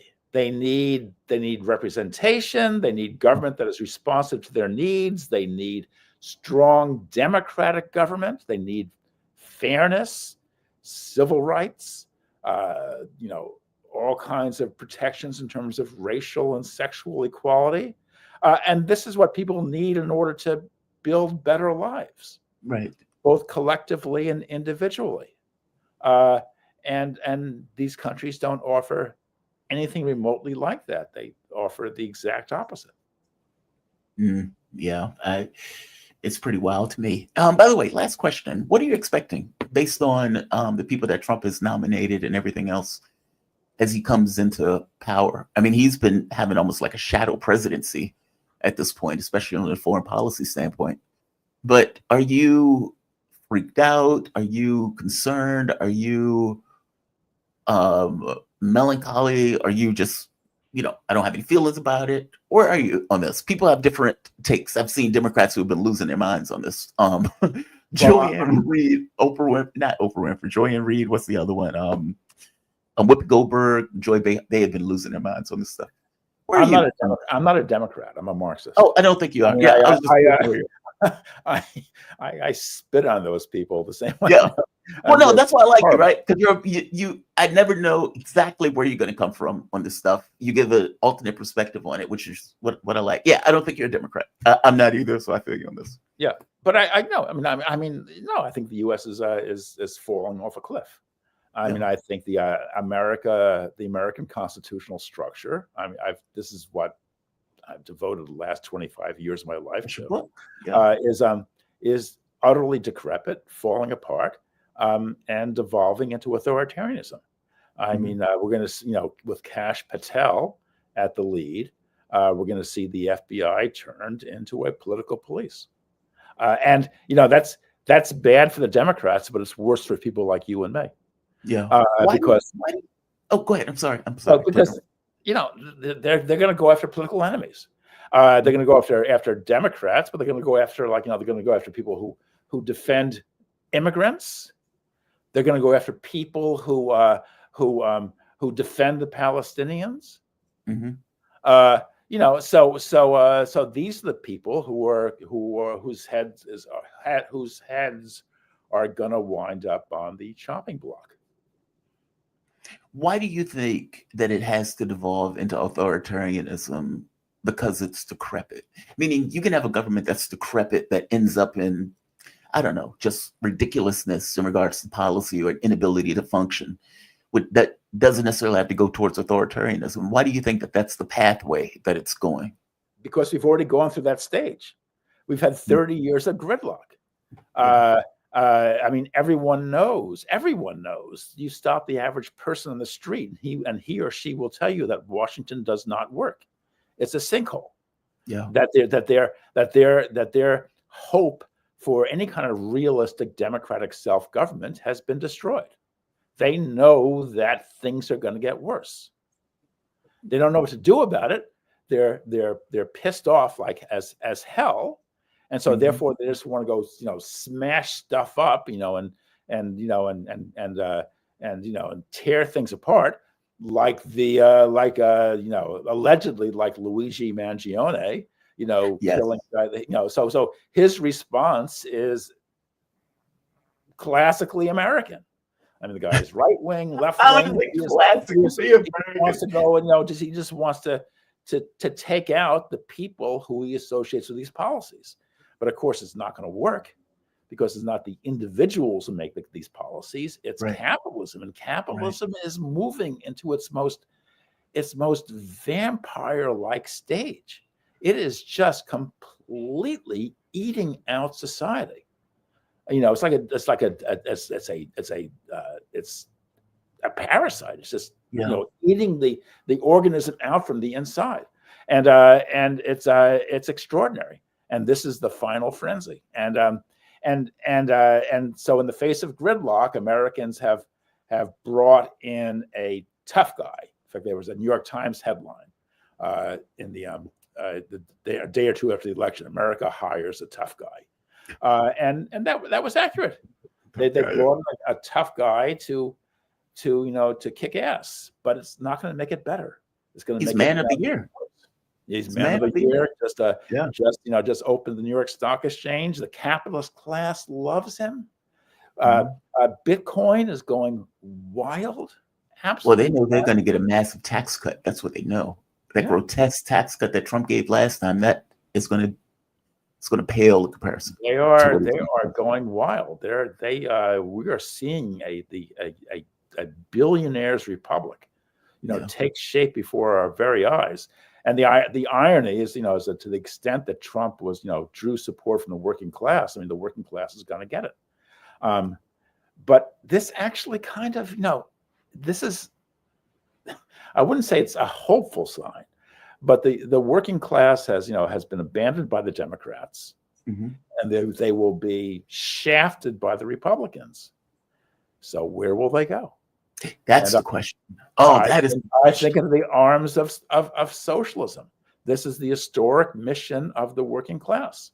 And I, in some ways, I am more optimistic than ever. Weirdly enough, I guess I feel the same way. I feel like it's a heightening of the contradictions in a way that you can't look away.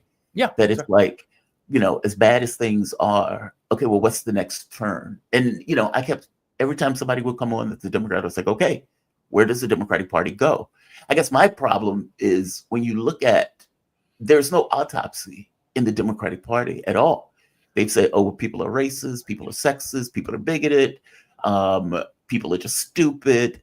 This is what they've devolved into in order to kind of deal with the fact that, no, you guys are just unpopular. You guys have lost the working class to a billionaire. It's like, think about that. He came down on a golden escalator and the working class was like, yeah, we want that guy. We want that guy. And what they don't get is they want that guy purely because of how bad the Democratic Party is and how ineffectual it is to representing what they're supposed to be philosophically doing, which is this kind of release valve to the capitalistic system. They're not that. I guess my question is, do you think, what is the pathway to get to the socialism thing? Is it really through the Democratic Party? Because I don't see it at this point through them. No, that was the. Do you know who the Democratic Socialists of America are? Yes. So DSA, its strategy from the 1980s on was to was to enter the Democratic Party and try to turn the Democratic Party into a social democratic party along European lines. Well, it's completely failed. And the thing is and not only has it failed, but the Democrats have wound up as the more bourgeois party, or arguably the more bourgeois party.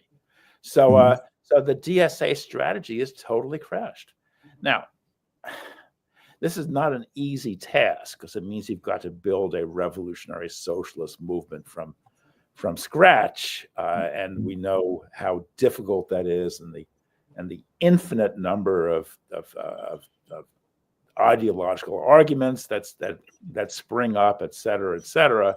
I mean, you know this as well as I do, but this is the only way.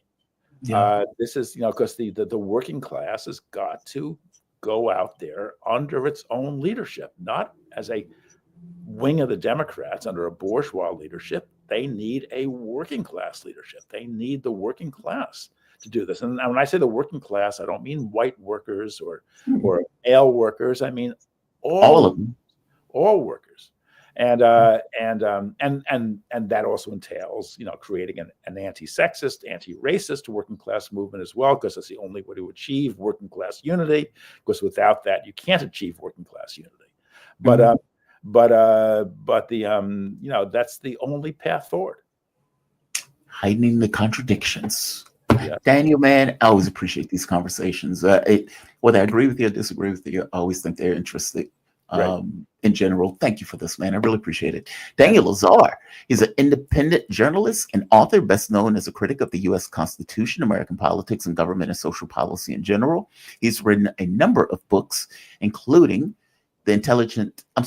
including the Frozen Republic, the Velvet Coup, and America's undeclared war. You can follow Daniel on Twitter at DHLazar, and you can find his column on weeklyworker.co.uk, strategicculture.org, and many others. Daniel, man, thank you. Have a good day, man. Have a good weekend. Same to you. You too. Be safe.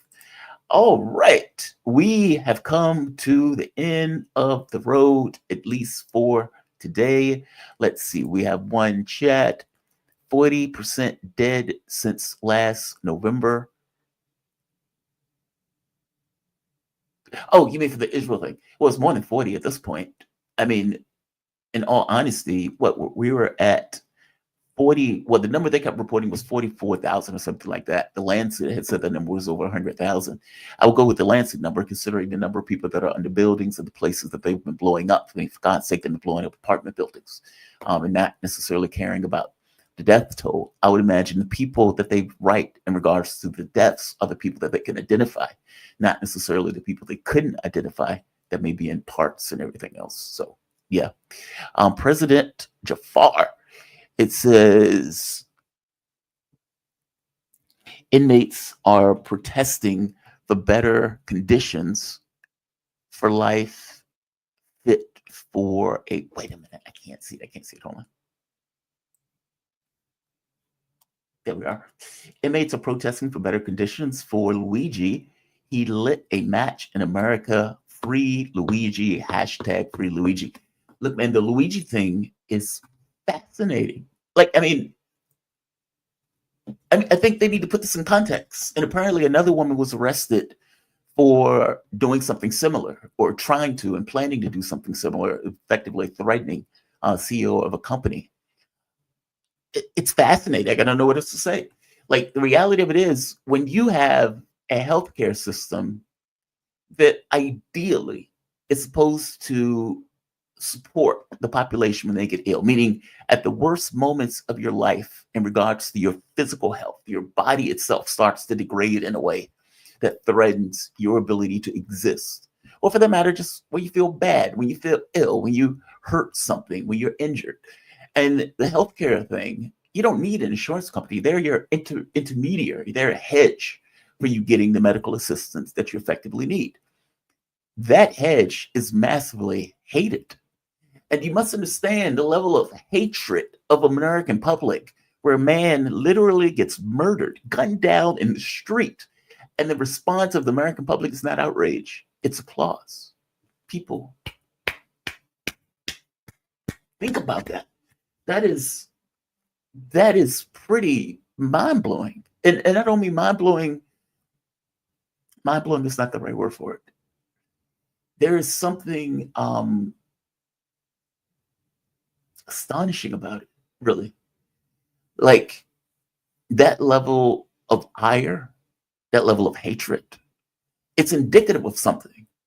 And of course, people can go on TV and say, oh, this is horrible. The people who you're saying, oh, this is horrible, are elites that may be in a position to get shot themselves. So yeah, if you're the king of a country, you're going to feel some kind of way about the queen getting her head chopped off in another country, because if you're appointed by God, then, I'm also eligible to be killed. I'm going to be against it. In this situation, the main people who are basically saying this was wrong, this was bad, this is horrible, are the people who are in the positions of authority who might be eligible to be shot themselves. I guess my point is, when you go to the American public, people who have had to deal with insurance companies, people who have been denied care, people who have needed to get a pill, a drug, a procedure, and have been denied by those insurance companies because they wanted to maximize their profits, they look at this with a certain amount of understanding. Maybe that's what it is, understanding. They get it. I remember when that woman went to Google and tried to blow up Google. I forget where it was. She was in California or something like that. I have been at the edge of Google shutting down my channel. I've been at them going through these kind of ad apocalypse and all of that stuff, and how it damaged many channels. That stuff is infuriating. That stuff is infuriating. And I remember when that happened, I thought to myself, totally understand where that woman's coming from. It may not necessarily be legal. It may not necessarily be ethically right. But damn it, I do get it. I do get it. I get the feeling. It's rage. It's just unmitigated rage, even a certain amount of righteous indignation and rage associated with it, even though how you deal with it may not necessarily be the best. Here's the thing, though. There is no other way to deal with it. Meaning for all of these people saying, well, you have other means at your disposal to fix this. What are those means? What are those means? All of these people are being paid billions of dollars to do what they're doing. Meaning Congress doesn't provide an out. There's no policy that provides an out because all of these people are basically in the hands of corporations and everything else. It is a corporate capture of our government. And if you're looking at what's in their fiscal best interests, it is to deny you care. That's their job. That's what they want to do. If they could get money from people from insurance premiums and not have to pay a dime, they would be perfectly content, perfectly happy about it. That's the rub. That's the reality of it. We've created a system where denying care is the way that they make profit. You can understand that somebody who's ever had to deal with this would be understanding of Luigi's actions and why he feels the way he does. That's assuming that he's the person that did it. I'm not even certain that they got the right person. But either way, whoever did do it, I get it. And apparently the American public gets it. Free Luigi indeed. Maybe, hopefully, this would inspire, incentivize people in positions of leadership to feel that they are under threat. And maybe if they're under threat, that they would behave in a different way. One is not necessarily going to do it. This is not me advocating for people to get shot. This is not that. I want to make that clear. But there is something to be said about pressure, and that pressure being applied to people in power, and that pressure being on people in power to get them to act in the best interests of the public. Yes, that is a thing. If you remember, there's a scene where all of these people are protesting Richard Nixon. And apparently they barricaded the White House using buses and everything else. And he was talking to Henry Kissinger, saying, they're coming to get me, Henry. They're coming to get me. Okay, well, that's called pressure. That's called this legitimate fear that maybe should be there. Because otherwise, what do you have at your disposal for them to act in America's best interest? And I know we can debate and question what's in America's best interest. Spending $200, $300 billion on war is not in America's best interest. Passing sanctions that are damaging the dollar is not in America's best interest. Trying to agitate wars with China, or for that matter, overthrowing governments in South Korea is not in America's best interest. I know they think it is, but the reality of it is you can have relationships with countries. I mean, think of for the moment, we spend $1 trillion on military. What if we didn't do that? What if we didn't have to do that? Because instead of having enemies around the globe, we actually decided to make friends. We don't do that. We decide, well, we have to spend $1 trillion because we believe we have a stronger economy, we have a stronger industrial base, and we can outproduce and outspend any other country around the globe. So we are at an advantage by being at odds with these other countries. We can put stuff in space. We can, put weapons around Europe and around other countries in Asia, and the other countries can't compete with us doing so. That might have been true in the 80s. That might have been true in the 70s. That's not true today. China's industrial base is astonishing. It is utterly astonishing. And from the standpoint of technological acumen, Europe has been gutted by what has been taking place over the last several years. This garden is no longer a garden in the way that they talked about it, especially with the German economy tanking and being deindustrialized as a direct result of the policies that Europe has decided to go with. So, if there is a conflict, we're going to lose.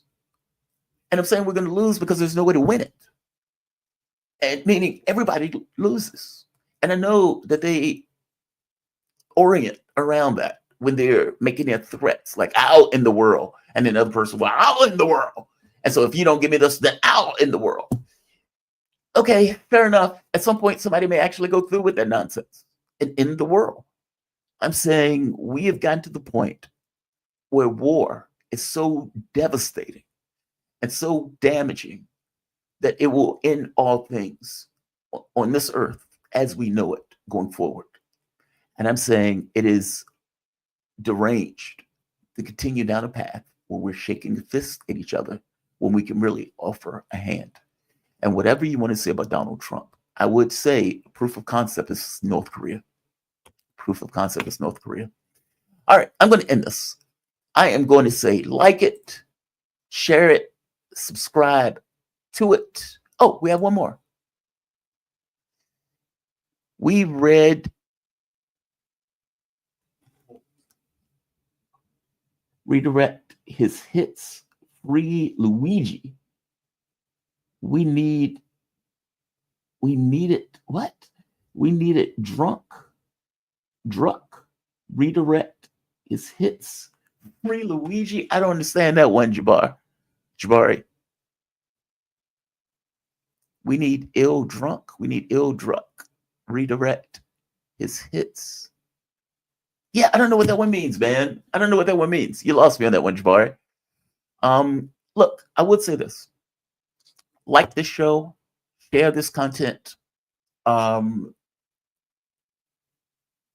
Subscribe to the channel. I'm sorry, it took me a while. I was thinking of something else. Like, share, subscribe. I definitely appreciate all the support you guys give to this channel. You guys make this show possible. Honest to God, you really do. You have no idea, especially given what has been going on in the past few months with them gutting the other show. I thank all of you, honestly. And my goal is to get 40,000. After that, the goal will be 50,000. After that, the goal will be 100,000. I want to grow this channel, grow the show. My job is to get better at doing this, to be more proficient. I have a tendency to interrupt the interviews. I need to stop that. That I know I would get better at that. I'm probably just going to use the mute button because my first thought is like, when I agree with something, like, yes, I agree. But all things being equal, man, thank all of you, really. You all have a fantastic weekend.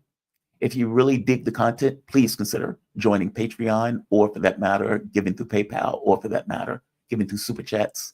At the very least with Super Chats, I get to see it and respond directly to it. At some point, I'm going to add in call-ins. I used to enjoy that on Fault Lines, but I am the only one here. And I'm already manipulating a lot of stuff simultaneously, but I do want to bring in the phone calls. I think that would be a really good addition to the show. So, like, share, subscribe, and I will see you guys most likely later today. Have a good one, all. Signing off.